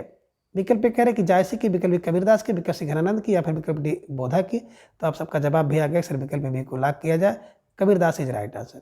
हमन इश्क है मस्ताना है, हमें कोई होशियारी से मतलब नहीं है, ऐसा कौन कह सकता है? कबीरदास ही कह सकते हैं। ठीक है, चलिए प्रश्न संख्या 57 है कि पद्मावत की नागमती किसका प्रतीक है? और बात करें पद्मावत के जितने भी पात्र हैं और पात्रों के कुछ प्रतीक माने गए हैं तो उनके प्रतीकों से संबंधित प्रश्न कई बार परीक्षा में पूछे गए हैं। तो यहाँ पर आप देख रहे हैं नागमती के, है ना, किसका प्रतीक है? पद्मावत की नागमती किसका प्रतीक है? मन, हृदय, शैतान या फिर विकल्प डी दुनिया का धंधा या सांसारिक बुद्धि। तो आप सबका जवाब आ गया, अक्सर विकल्प डी को लॉक किया जाए, है ना, दुनिया का धंधा या सांसारिक बुद्धि इज राइट आंसर। मन रतन सेन का प्रतीक है ना, ये ध्यान में रखिएगा। हृदय की बात करते हैं तो सिंघलदीप का, शैतान माया का प्रतीक है, ये ध्यान में आप रखिएगा। और शैतान आपके दिमाग में आना चाहिए राघव चेतन भी है ना। तो ये निश्चित रूप से जो प्रश्न है ना, बिल्कुल शैतान अलाउद्दीन है ना। तो ये आपको ध्यान में रखना होगा और इसे कंठस्थ कर लेना होगा। ठीक है, तो फिलहाल प्रश्न संख्या 57 का विकल्प डी इज राइट आंसर। प्रश्न संख्या 58 है कि सखी संप्रदाय के प्रवर्तक आचार्य कौन हैं? विकल्प ए स्वामी हरदास, विकल्प चैतन्य महाप्रभु, विकल्प सी हरिवंश या फिर विकल्प डी वल्लभाचार्य। अब जवाब आप सबको देना है। एक बेहतरीन सा प्रश्न है आप सबके स्क्रीन पर, और धीरे धीरे आप सबका जवाब भी आ गया कि सर विकल्प ए को लॉक किया जाए, स्वामी हरिदास इज राइट आंसर, है ना। सखी, सखी को बात करें ना तो स्वामी हरिदास, है ना, स्वामी हरिदास, और इसे हरदासी संप्रदाय के नाम से भी जाना जाता है, तो ये भी आप ध्यान में रखिएगा। चैतन्य महाप्रभु का बात करें तो गौड़ीय संप्रदाय है। हित हरिवंश की बात करते हैं तो राधा वल्लभ संप्रदाय है ना, ये भी ध्यान में रखिएगा। वल्लभाचार्य का रुद्र संप्रदाय है, ये भी ध्यान में आपको रखना है। स्टार लगाकर इसे अपने नोटबुक में दर्ज कर लीजिए। प्रश्न संख्या 59 है कि अष्टाप के कवियों में सबसे ज्येष्ठ कवि कौन है? विकल्प ए कुम्भन दास, विकल्प बी सूरदास, विकल्प सी परमानंद दास, या फिर विकल्प डी नंददास। जवाब आप सबको देना है, और प्रश्न संख्या 59 आप सबके स्क्रीन पर है, और बड़ी तेजी के साथ आप सबका जवाब आया कि सर विकल्प ए को लॉक किया जाए, कुम्भन दास इज राइट आंसर। बिल्कुल सही जवाब, और बहुत सुंदर तैयारी आप सबकी दिख रही है। प्रश्न संख्या 60 है कि रीतकाल के नामकरण के विषय में असंगत कथन कौन सा है? विकल्प ए कह रहे कि रीत काव्य रामचंद्र शुक्ल ने कहा, अलंकृत काल मिश्र बंधु ने कहा, श्रृंगार काल विश्वनाथ प्रसाद मिश्र ने कहा है, और कला काल रमाशंकर सुप्रसाद ने कहा है। तो कह रहे कौन सा नामकरण जो है रीतकाल का असंगत है, और आपका जवाब आ गया अक्सर विकल्प ए को लॉक किया जाए, रीत काव्य गियर्सन ने कहा है। रामचंद्र शुक्ल ने तो रीतकाल कहा है, ये ध्यान में रखिएगा। रीतकाल राम का, रीत काव्य गियर्सन का है, ये ध्यान में रखिएगा, ठीक है ना। अलंकृत काल मिश्र बंधु ने कहा, बंधु अलंकृत कहते हैं, मैंने आपको बताया था कि आपके बंधु हमारे बंधु किसी के बंधु अलग क्यों करेंगे। श्रृंगार पूरा विश्व करता है, कलाकाल रसाल, ठीक है। स्टार लगाकर इसे अपने नोटबुक में दर्ज कर लीजिएगा, ठीक है। चलिए प्रश्न संख्या 61 है कि निम्न में रीति सिद्ध कवि किसे माना जाता है? विकल्प ए कह रहे हैं कि आलम को, विकल्प बी सेनापति, विकल्प सी केशव, या फिर विकल्प डी बिहारी लाल को। और आपका जवाब भी आ गया अक्सर विकल्प डी को लॉक किया जाए, बिहारी लाल इज राइट आंसर। आलम बिल्कुल रीतबद्ध कवि है। सेनापति की बात करते हैं तो सेनापति और केशव बिल्कुल, है ना, अगर किया जाए तो रीतबद्ध हैं। आलम रीत मुक्त हैं, और बिहारी रीत सिद्ध हैं, ठीक है ना।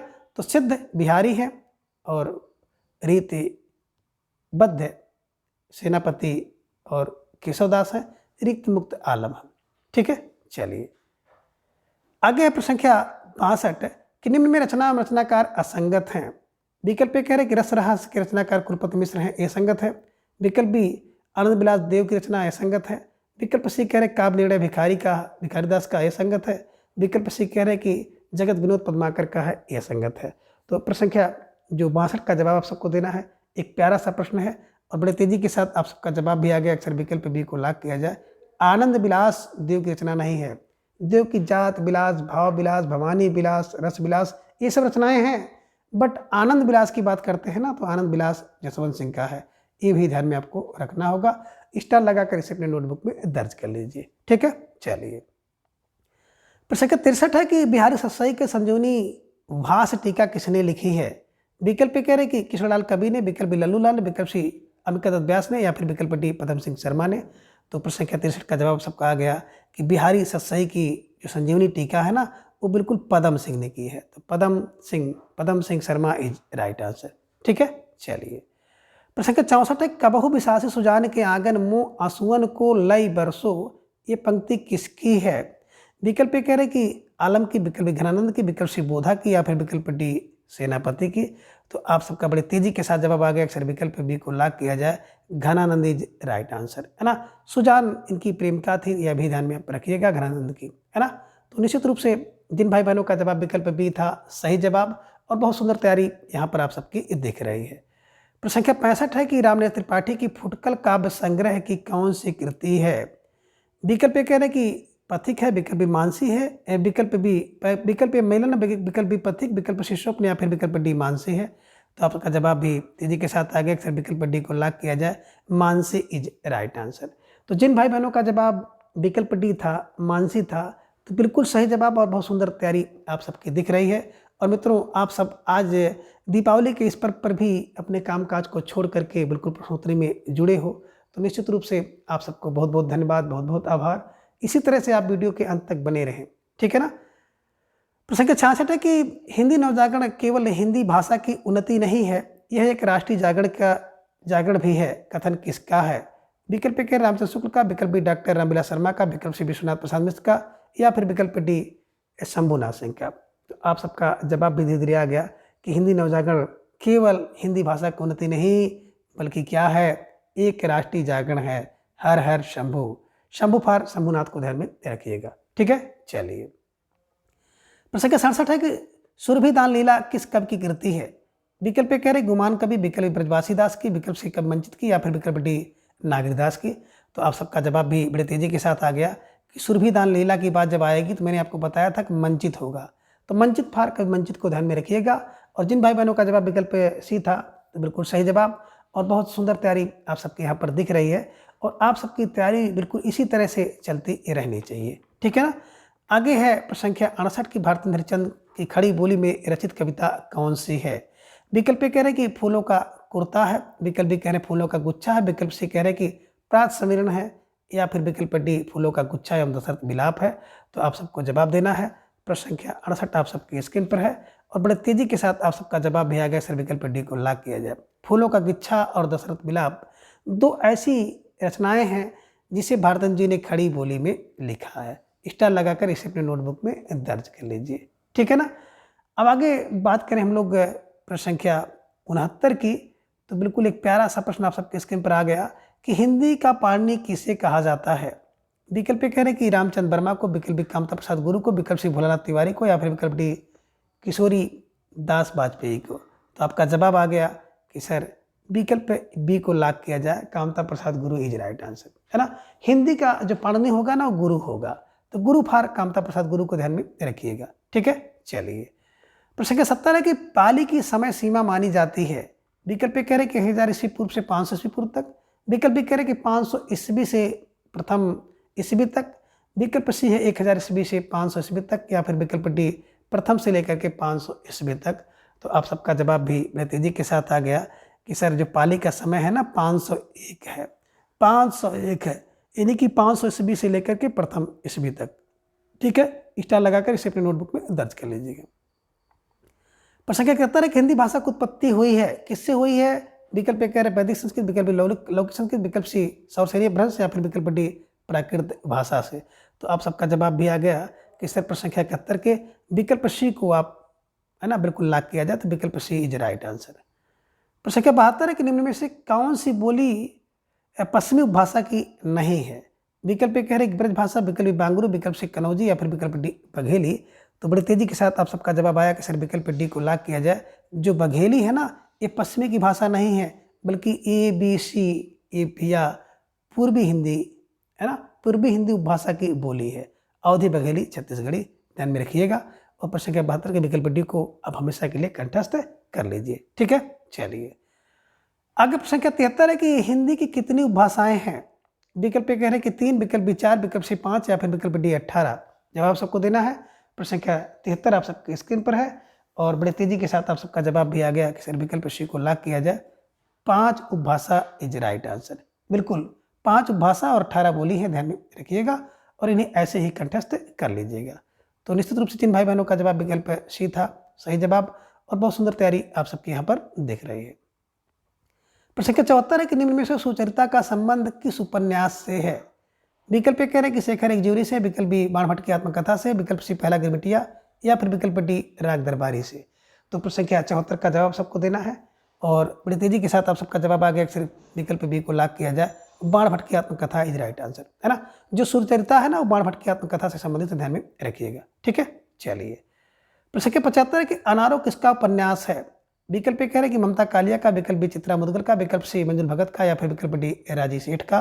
तो आपका जवाब आ गया कि जो अनारो है ना विकल्प सी मंजुल भगत इज राइट आंसर। बिल्कुल सही जवाब, और सुंदर तैयारी आप सबके यहाँ पर दिख रही है। प्रश्न संख्या 76 है कि निम्न में से उपन्यास और उपन्यासकार असंगत हैं। विकल्प कह रहे कि मुन्नी मोबाइल उपन्यास प्रदीप सौरभ ने लिखा, ग्लोबल गांव के देवता रणेंद्र का है, चाक काशीनाथ सिंह का है, या फिर विकल्प डी कह रहे सूखा बरगद है मंजूर एहतेशाम का है। अब कह रहे कौन सा उपन्यास और उपन्यासकार असंगत है? तो आप सब भाई बहनों का जवाब भी आ गया कि विकल्प सी को लॉक किया जाए। चाक, कोई आपको चॉकलेट देता है उससे मैत्री हो जाती है, तो मैत्री पुष्पा का है, ध्यान में रखिएगा। चॉकलेट कोई दे दे तो भैया चाक से मैत्री होती है, तो मैत्री पुष्पा की रचना है, काशीनाथ सिंह की नहीं है, ध्यान में रखिएगा। बाकी मुन्नी मोबाइल प्रदीप सौरभ देते हैं, ग्लोबल गांव के देवता रणेंद्र है, और सूखा बरबद मिल जाए तो भैया सूखा बरबद से ही क्या करिए, बिल्कुल मंजूर है। ठीक है, ये ध्यान में आप रखिएगा। प्रश्न संख्या 77 है कि अनामदास का पोथा उपन्यास किसका है। अनामदास का पोथा उपन्यास किसका है। विकल्प कह रहे वृंदावन लाल वर्मा, विकल्प बी भगवती चरण वर्मा, विकल्प सी अमृतलाल नागर, या फिर विकल्प डी हजारी प्रसाद द्विवेदी। तो आप सबका जवाब भी आ गया कि सर विकल्प डी को लॉक किया जाए। विकल्प D Hazari Prasad Dwivedi is right answer, है ना। अनामदास के पोथे एक दो नहीं है बल्कि हजार हैं, तो हजार फार हजारी प्रसाद द्विवेदी को ध्यान में रखिएगा। स्टार लगाकर इसे अपने नोटबुक में दर्ज कर लीजिए, ठीक है। चलिए प्रश्न संख्या 78 है कि यह पथबंधु था किस विधा की रचना है। विकल्प कह रहे कहानी है, विकल्प बी नाटक है, विकल्प सी उपन्यास है, फिर विकल्प डी निबंध है।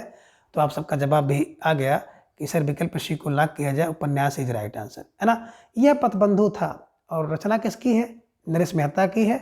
विधा कौन सी है, उपन्यास है, ध्यान में रखिएगा, ठीक है। चलिए प्रश्न संख्या 79 है कि बंबई के मजदूर संगठनों पर आधारित उपन्यास कौन सा है। विकल्प कह रहे आवा, विकल्प बी समरांगण, विकल्प सी अनित्य, या फिर विकल्प डी अंतर्वशी।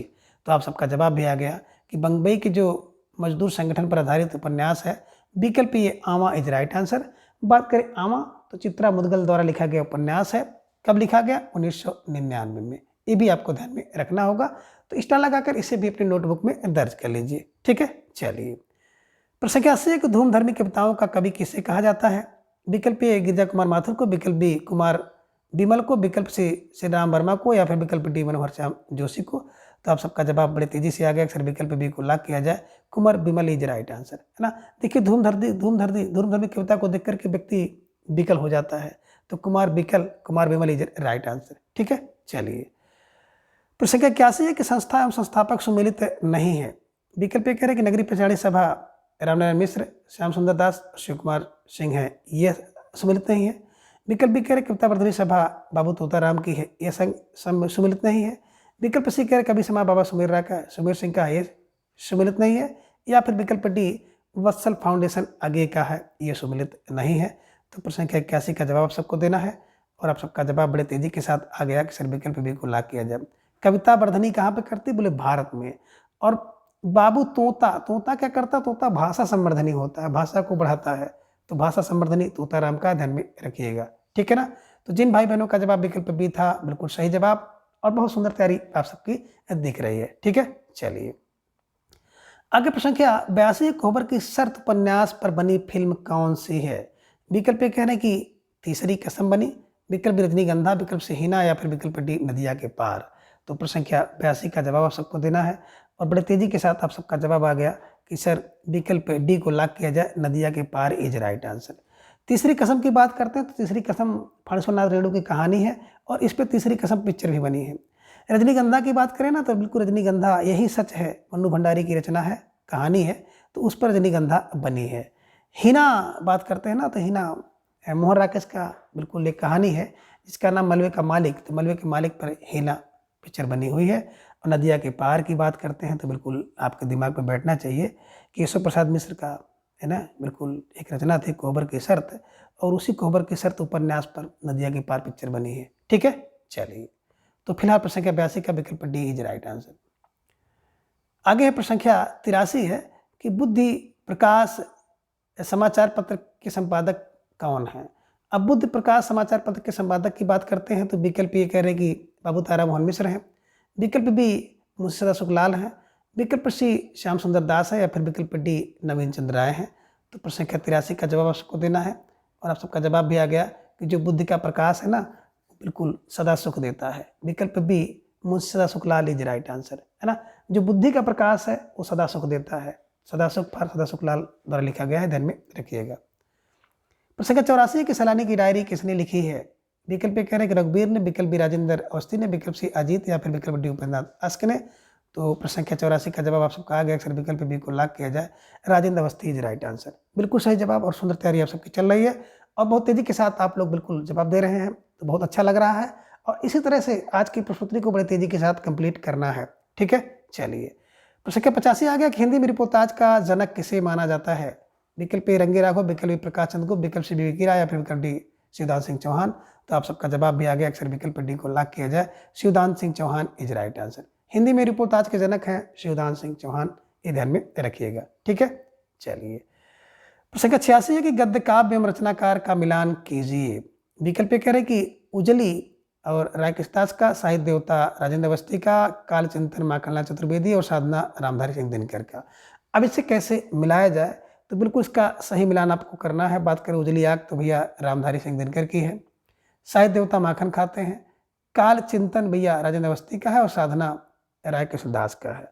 तो बिल्कुल बात करें एक की तो एक का 4, बी का 3 और सी का 2 और डी का 4 है। तो निश्चित रूप से जिन भाई बहनों का जवाब विकल्प बी था, तो बिल्कुल सही जवाब और बहुत सुंदर तैयारी आप सबकी यहाँ पर दिख रही है। ऐसी ही तैयारी की जरूरत आप सबको है, इसे आप लोग बरकरार करिए। ठीक है, चलिए। प्रश्न संख्या 87 है कि पद्म पराग किस विधा की रचना है। विकल्प पे कह रहे कि रेखाचित्र, विकल्प उपन्यास, विकल्प संस्मरण या फिर विकल्प डी यात्रा चित्र है। तो प्रश्न संख्या 87 का जवाब सबको देना है और तेजी के साथ आ गया कि सर विकल्प सी को लॉक किया जाए, संस्मरण इज राइट आंसर, पद्म पराग संस्मरण है। ठीक है, चलिए। प्रश्न संख्या 88 है कि बैर क्रोध का आचार्य मुरब्बा है, कथन किसका है।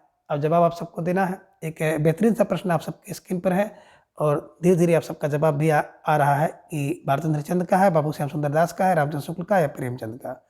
अब आपका जवाब भी आ गया कि सर रामचंद्र शुक्ल को लॉक किया जाए, तो विकल्प B Ramchandra Shukla is right answer है ना। क्रोध बैर का आचार्य मुरब्बा है रामचंद्र शुक्ल का कथन है। ठीक है, चलिए। प्रश्न संख्या 89 के निम्न में कौन सा एक महादेव वर्मा का रेखा चित्र नहीं है। विकल्प एक है कि अतीत के चलचित्र, विकल्प बी स्मृति की रेखाएं, विकल्प सी मेरा परिवार या फिर विकल्प डी श्रृंखला की कड़ियाँ। तो आप सब भाई बहनों का जवाब भी बड़े तेजी से आया कि सर विकल्प जो है ना डी को लॉक किया जाए, श्रृंखला की कड़ियाँ इज राइट आंसर। बात करें श्रृंखला की कड़ियाँ की, तो श्रृंखला की कड़ियाँ जो होती है ना, ये बिल्कुल किसका, महादेव वर्मा का अगर बात किया जाए तो रेखा चित्र नहीं है। प्रश्न संख्या 90 है कि अच्छी हिंदी बस एक व्यक्ति लिखता था, बाल मुकुंद गुप्त, यह कथन किसका है। तो आप सबको जवाब देना है। बहुत बेहतरीन सा प्रश्न आप सबके स्क्रीन पर है कि अच्छी हिंदी बस एक व्यक्ति लिखता था, यह कथन किसका है। विकल्प ए कह रहे कि रामचंद्र शुक्ल का है, विकल्प बी हजारी प्रसाद द्विवेदी का, विकल्प सी महावीर प्रसाद द्विवेदी का या फिर विकल्प डी रामविलास शर्मा का है। तो प्रश्न संख्या 90 का जवाब आप सबको देना है। एक बेहतरीन सा प्रश्न है और बड़ी तेजी के साथ आप सबका जवाब भी आ गया कि सर विकल्प सी को लॉक किया जाए, Mahavir Prasad Dwivedi is right answer. बिल्कुल सही जवाब और बहुत सुंदर तैयारी आप सबके यहाँ पर दिख रही है। तो आप सबको अपनी तैयारी को इसी तरह से मजबूत करते हुए चलना है। ठीक है, चलिए। अब आगे प्रश्न संख्या 91 है कि देव बड़े की बिहारी इस विवाद को जन्म देने वाला सबसे पहला ग्रंथ कौन सा है। विकल्प कह रहे हैं कि बिहारी सही है, विकल्प बी हिंदी नवरत्न है, विकल्प सी देव और बिहारी है या फिर विकल्प डी बिहारी और देव है।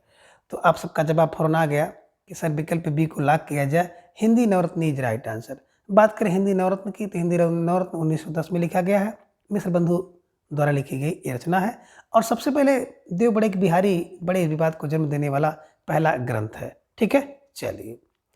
प्रश्न संख्या 92 की अपनी अपनी बीमारी निबंध किसका है। विकल्प कह रहे कि आगे का, विकल्प बी कुबेरनाथ राय का, विकल्प सी हरिशंकर प्रसाई का या फिर विकल्प डी रामधारी सिंह दिनकर का। तो प्रश्न संख्या 92 का जवाब भी आप सबका आ गया कि अपनी अपनी बीमारी की बात करें तो अपनी अपनी बीमारी के हरिशंकर मालिक हैं, हरिशंकर हरिशंकर प्रसाई को ध्यान में रखिएगा। ठीक है, चलिए। प्रश्न संख्या 93 के निम्न में से कुबेरनाथ राय का निबंध है। विकल्प कह रहे हैं कि तुम चंदन हम पानी है, विकल्प बी कह रहे हैं कि नाखून क्यों बढ़ते ये है, विकल्प सी कह रहे हैं कि फिर बैटलवा डाल पर पहुंचा ये है या फिर विकल्प डी कह रहे हैं कि प्रिया नीलकंठी है। तो आप सबका जवाब भी आ गया कि सर विकल्प डी को लॉक किया जाए। जो कुबेरनाथ की प्रिया है ना वो बैकंठी है, ध्यान में रखिएगा, प्रिया नीलकंठी है, 1968 में इनके द्वारा लिखा गया निबंध है ना। नाखून क्यों बढ़ते हैं 1000 बार, हजारी प्रसाद द्विवेदी का है। तुम चंदन हम पानी, तुम चंदन हम पानी, भैया तुम चंदन हो हम पानी हो, जिसके पास विद्या निवास करती है, बिल्कुल चंदन और पानी की तरह वो लोग रहते हैं। जिसके पास विद्या होती है, विद्या निवास करती है, चंदन और पानी की तरह रहते हैं, तो विद्या निवास मिश्र का है। फिर बैतलवा डाल पर बैठा, तो फिर बैतलवा डाल पर बैठा अपने विवेक से, विवेक फार विवेक की राय को ध्यान में रखिएगा। तो निश्चित रूप से जिन भाई बहनों का जवाब विकल्प डी था, बिल्कुल सही जवाब और बहुत सुंदर तैयारी आप सबके यहाँ पर देख रही है। अब आगे है प्रश्न संख्या 94 कि कालिदास कृत रघुवंशम है। विकल्प कह रहे हैं कि खंड काव्य है, विकल्प बी एक मुक्तक काव्य, विकल्प सी एक गीत काव्य है या फिर विकल्प डी एक महाकाव्य है। जवाब आप सबको देना। प्रश्न संख्या 94 आप सबके स्क्रीन पर है और बड़े तेजी के साथ आप सबका जवाब आ गया, सर विकल्प ए को लॉक किया जाए, 1 माह का बीज राइट आंसर। तो जिन भाई बहनों का जवाब विकल्प डी था सही जवाब और बहुत सुंदर तैयारी आप सबके यहाँ पर दिख रही है। ठीक है, चलिए प्रश्न संख्या 95 निम्न में हर्ष की रचना कौन सी है? विकल्प ए कह रहे हैं कि हित हरिवंश है, विकल्प बी नैषधि चरितम है, विकल्प सी कह रहा तरंगड़ी है, या फिर विकल्प डी मेघदूत है। तो आप सबका जवाब भी बड़े तेजी से आया कि सर विकल्प बी को लॉक किया जाए, नैषधि चरितम इज राइट आंसर। हर्ष नैषध ध्यान में रखिएगा। ठीक है, चलिए प्रश्न संख्या 96 है कि शिशुपाल बद्धम किसकी रचना है? विकल्प ए कह रहे हैं कि हर्ष की, विकल्प बी माघ की, विकल्प सी दंडी की, या फिर विकल्प डी भास की। तो आपका जवाब आ गया कि शिशु का वध होता है माघ में। तो शिशुपाल बद्धम किसकी रचना है? माघ की रचना है, ये ध्यान में आप रखिएगा। ठीक है, प्रश्न संख्या 97 है कि हर्ष की माता का क्या नाम है? विकल्प ए कह रहे हैं सुशीला, विकल्प बी गौरी, विकल्प सी मामल देवी, या फिर विकल्प डी ब्रह्मी है। तो आप सबका जवाब भी आ गया, अक्सर विकल्प सी को लॉक किया जाए, मामल देवी इज राइट आंसर। हर्ष की माता जो है ना मामल देवी है, ध्यान में रखिएगा। ठीक है, प्रश्न संख्या 98 है कि किस कवि की वाणी नारिकेल के समान है? विकल्प ए कह रहे हैं कालिदास की, विकल्प भारवी की, विकल्प दंडी, या फिर विकल्प डी माभ का। तो जवाब आप सबका आ गया, अक्सर विकल्प बी को लॉक किया जाए, भारवी इज राइट आंसर, है ना। भारवी की जो वाणी होती है नारिकेल के समान है। ठीक है, चलिए प्रश्न संख्या 99 है कि राम शब्द का षष्ठी वचन रूप होगा। विकल्प ए कह रहे हैं कि रामो होगा, विकल्प बी रामस होगा, विकल्प सी रामे, या फिर विकल्प डी रामेशु। तो आप सब भाई बहनों का जवाब तेजी के साथ आ गया, अक्सर विकल्प बी को लॉक किया जाए, रामस इज राइट आंसर। तो जिन भाई बहनों का जवाब विकल्प बी है रामस है, तो बिल्कुल सही जवाब और सुंदर तैयारी आप सबके यहाँ पर देख रही है। प्रश्न संख्या 100 है कि सर्वस्व शब्द रूप है। विकल्प कह रहे कि चतुर्थी का, विकल्प पंचमी का, विकल्प षष्ठी का, या फिर विकल्प डी सप्तमी का। तो आप सब भाई बहनों का जवाब आया कि विकल्प सी को लॉक किया जाए, षष्ठी इज राइट आंसर। बिल्कुल सही जवाब और बहुत सुंदर तैयारी आप सबकी यहाँ पर दिख रही है। प्रश्न संख्या 101 है कि रससूत्र की अनुमतवादी व्याख्या करने वाले आचार्य कौन हैं?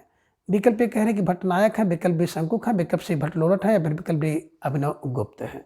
जवाब आप सबको देना है। प्रश्न संख्या 101 आप सबके स्क्रीन पर है और आपका जवाब भी आ गया कि जहाँ पर शंका होगी वहाँ पे अनुमति होगी। शंका और अनुमान ध्यान में रखिएगा। और आप सब भाई बहनों का एक क्लू है ना कि शंख बजाने के लिए अनुमति लेनी पड़ेगी, तो शंख बजाने के लिए अनुमति लेनी पड़ती है, ये भी आप ध्यान में रखिएगा। अनुमतिवाद शंकु ध्यान में रखिएगा।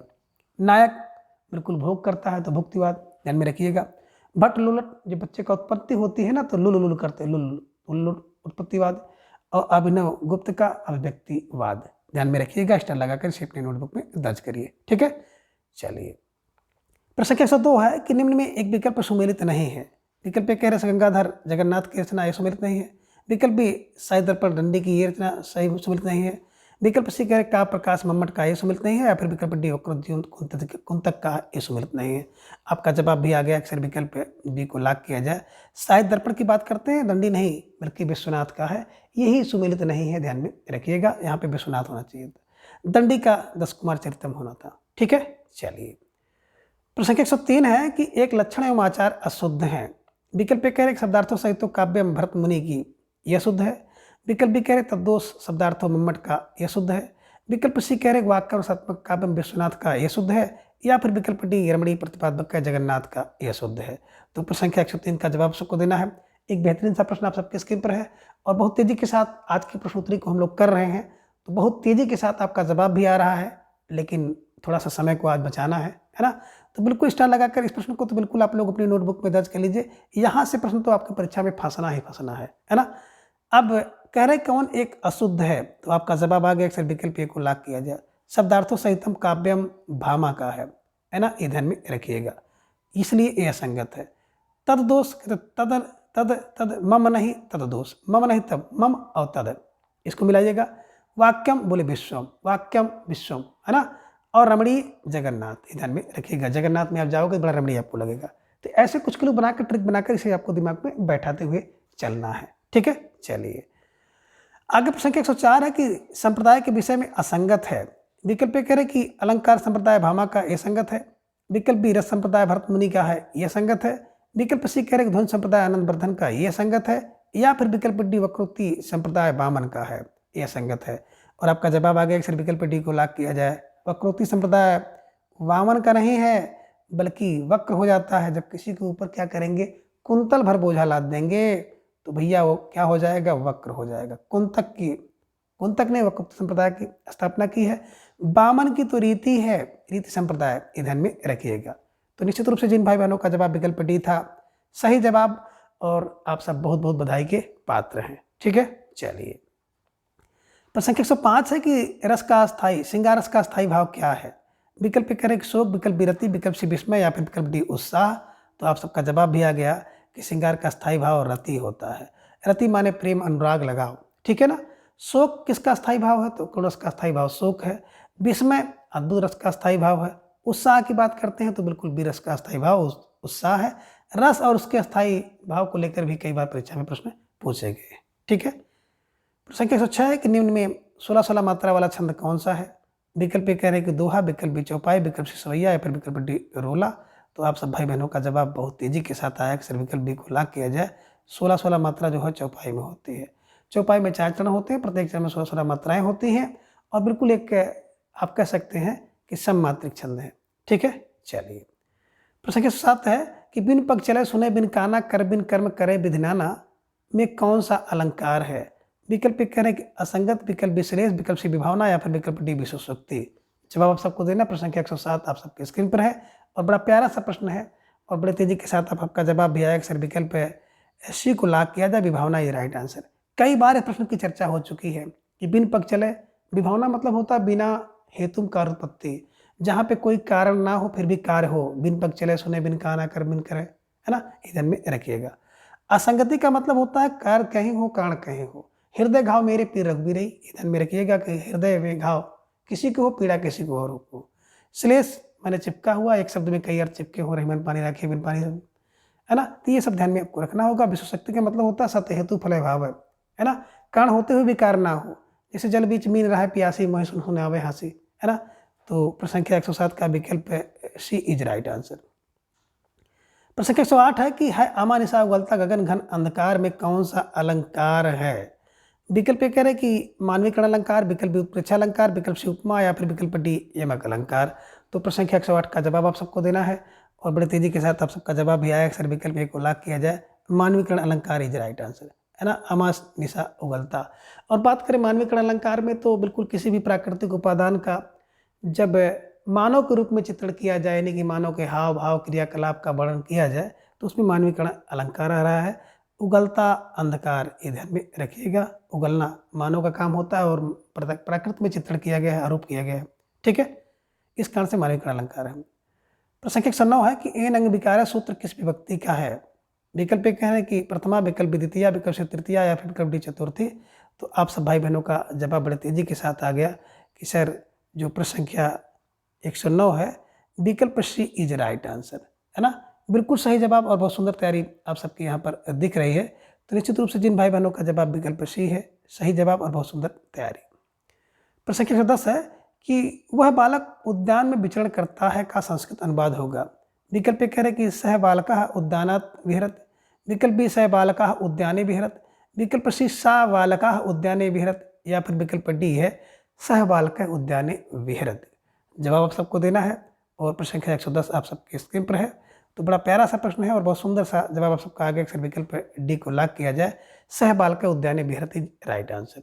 ठीक है, चलिए प्रश्न संख्या 111 है कि निम्न में द्विगु समास का उदाहरण है। विकल्प कह रहे हैं कि राजा रानी है, विकल्प पीताम्बर है, विकल्प सी त्रिभुवन है या फिर विकल्प डी भूदेव है। तो आप सबका जवाब फौरन आगे अक्सर विकल्प सी को लाग किया जाए, त्रिभुवन इज राइट आंसर। बात करें द्विगु के संख्यावाची द्विगु होता है, ध्यान में रखिएगा। अगर यहाँ पे बहुब्रीहि समास होता तो बहुब्रीहि समास में चला जाता, ठीक है ना। तो बिल्कुल प्रश्न संख्या 111 का विकल्प सी इज राइट आंसर। आगे प्रश्न संख्या 112 है कि रसूत की अनुमतवादी व्याख्या किसने की है? जवाब आप सबको देना है। प्रश्न संख्या 112 आप सबके स्क्रीन पर है और बहुत प्यारा सा प्रश्न है। विकल्प ये कह रहे हैं कि भट्टनायक ने, विकल्प बी अभिनव गुप्त ने, विकल्प सी लुल्लट ने या फिर विकल्प डी शंकुक ने। तो देखिए प्रश्न बिल्कुल 2 बार रिपीट हो चुका है ना। अनुमान किसका लेना है अनुमति? तो बोले शंख बजाने की अनुमति लेना है, तो अनुमति फॉर, है ना, अनुमतवादी शंकुक का। भट्टनायक का भुक्तिवाद, अभिनव गुप्त का व्यक्तिवाद, लुल्लट का उत्पत्तिवाद। ध्यान में रखिएगा, स्टार लगाकर इसे नोट कर लीजिए और इससे संबंधित प्रश्न आपकी परीक्षा में पूछा भी जाता है, तो बहुत महत्वपूर्ण प्रश्न है, ये भी आपको ध्यान में रखिएगा। प्रश्न संख्या 13 है, थोड़ा सा हटकर आ गया है कि रमणी प्रतिपाद कह शब्द काव्य मुक्ति किसकी है? विकल्प ए करें भामा, विकल्प विश्वनाथ, विकल्प सी मम्मट या फिर विकल्प जी जगन्नाथ का। तो आप सब भाई बहनों का जवाब भी आ गया, विकल्प डी को लॉक किया जाए। तो विकल्प D Pandit Jagannath is right answer. Jagannath रमणी है ना, इधर में रखिएगा। ठीक है, चलिए। प्रश्न संख्या 114 है कि आचार अनंतवर्धन किस संप्रदाय के आचार माने जाते हैं? विकल्प ए अलंकार, विकल्प विकृत, विकल्प सी ध्वनि या फिर विकल्प डी औचित्य संप्रदाय।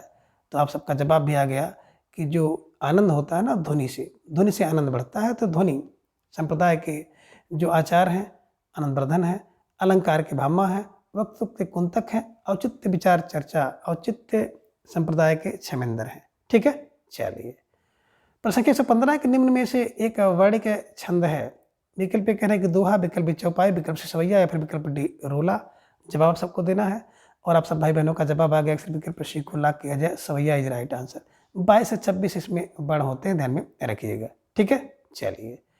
प्रश्न संख्या 16 है कि राम कथा सुंदर करतारी संशय भी है गुणावन हारी में कौन सा छंद है? विकल्प कह रहे हैं कि दोहा, विकल्प सोठा, विकल्प से चौपाई या फिर विकल्प रोला है। जवाब आप सबको देना है और बड़ी तेजी के साथ आप सबका जवाब भी आ गया कि सर विकल्प सी को लॉक किया जाए, चौपाई इज राइट आंसर। सही जवाब और बहुत सुंदर तैयारी आप सबके यहाँ पर दिख रही है। प्रश्न संख्या 17 कि मैं सुकुमार नाथ बनजोगू में अलंकार है। विकल्प कह रहे कि सबंग सलेश, विकल्प बी अभम सलेश, विकल्प सी सलेश वक्रोक्ति या फिर विकल्प डी काक वक्रोक्ति। तो आप सब भाई बहनों का जवाब भी आ गया। अक्सर विकल्प डी को लॉक किया जाए, काक वक्रोक्ति इज राइट आंसर। बिल्कुल सही जवाब और बहुत सुंदर तैयारी आप सबके यहाँ पर दिख रही है।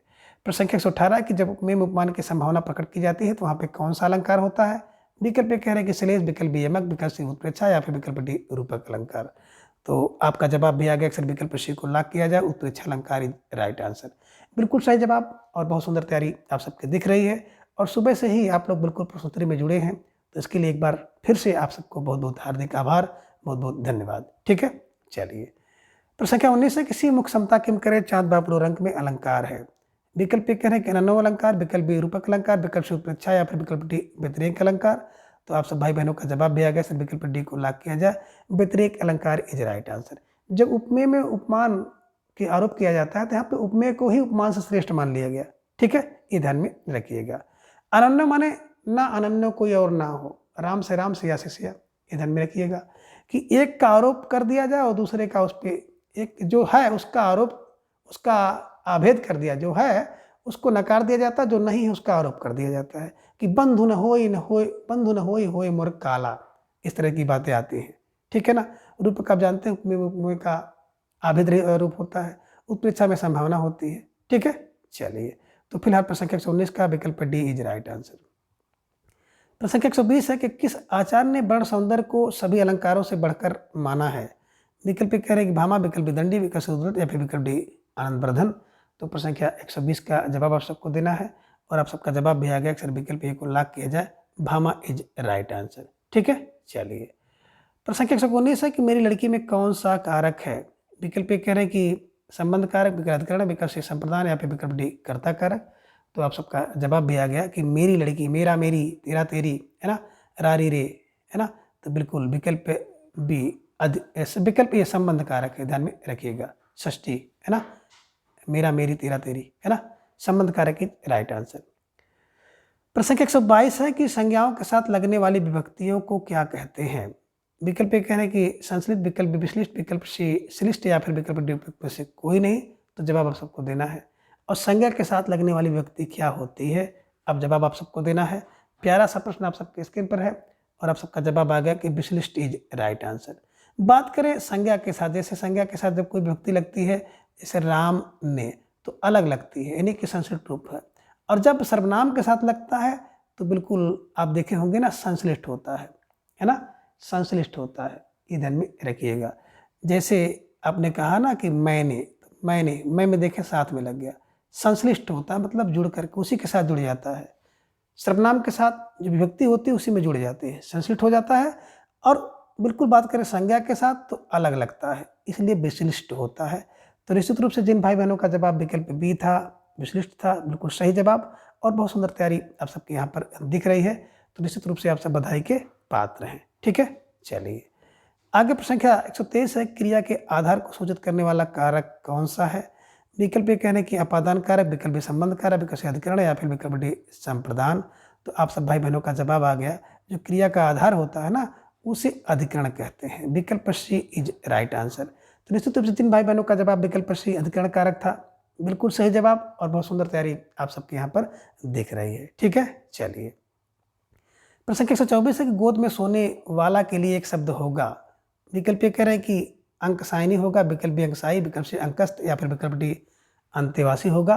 तो प्रश्न संख्या 124 का जवाब आप सबका आ गया कि सर विकल्प बी को लॉक किया जाए, अंकसाई इज राइट आंसर। बिल्कुल सही जवाब और सुंदर तैयारी आप सबके यहाँ पर दिख रही है।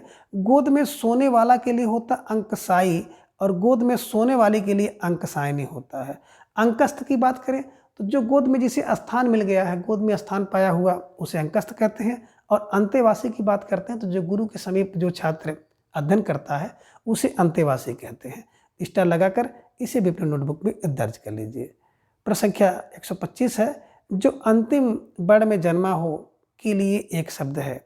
विकल्प ये कह रहे हैं कि अंतज, विकल्प बी अग्रज, विकल्प सी अजन्मा या फिर विकल्प डी अजात शत्रु। तो प्रश्न संख्या 125 का जवाब आप सबका आ गया कि सर विकल्प ए को लॉक किया जाए, अंतज इज राइट आंसर। अग्रज, अग्र माने आगे जो जन्मा उसे अग्रज कहते हैं। आजन्मा जिसका जन्म ही ना हुआ हो उसे कहते हैं अजन्मा। और आजात शत्रु, आ माने नहीं, जात माने जन्मा है, शत्रु माने जिसका, जिसका कोई शत्रु ही ना जन्मा हो उसे अजात शत्रु कहते हैं। तो ये भी आप ध्यान में रखना है और इन सभी प्रश्नों को बिल्कुल अपनी नोटबुक में आप दर्ज कर लीजिए स्टार लगाकर, और जो ट्रिक है उस ट्रिक को अपने दिमाग में आप बैठा लीजिए। तो मित्रों, आज के इस दीपावली के पावन पर्व पर आप सब बिल्कुल प्रारंभ से ही अंत तक वीडियो में जुड़े रहें। इसके लिए एक बार फिर से आप सभी का बहुत बहुत आभार, बहुत बहुत धन्यवाद और दीपावली की ढेर सारी हार्दिक शुभकामनाएं। ये दीपावली का पर्व आप सबके लिए कुछ नया लेकर आए और आप सबकी संपूर्ण मनोकामनाएं पूरी हों।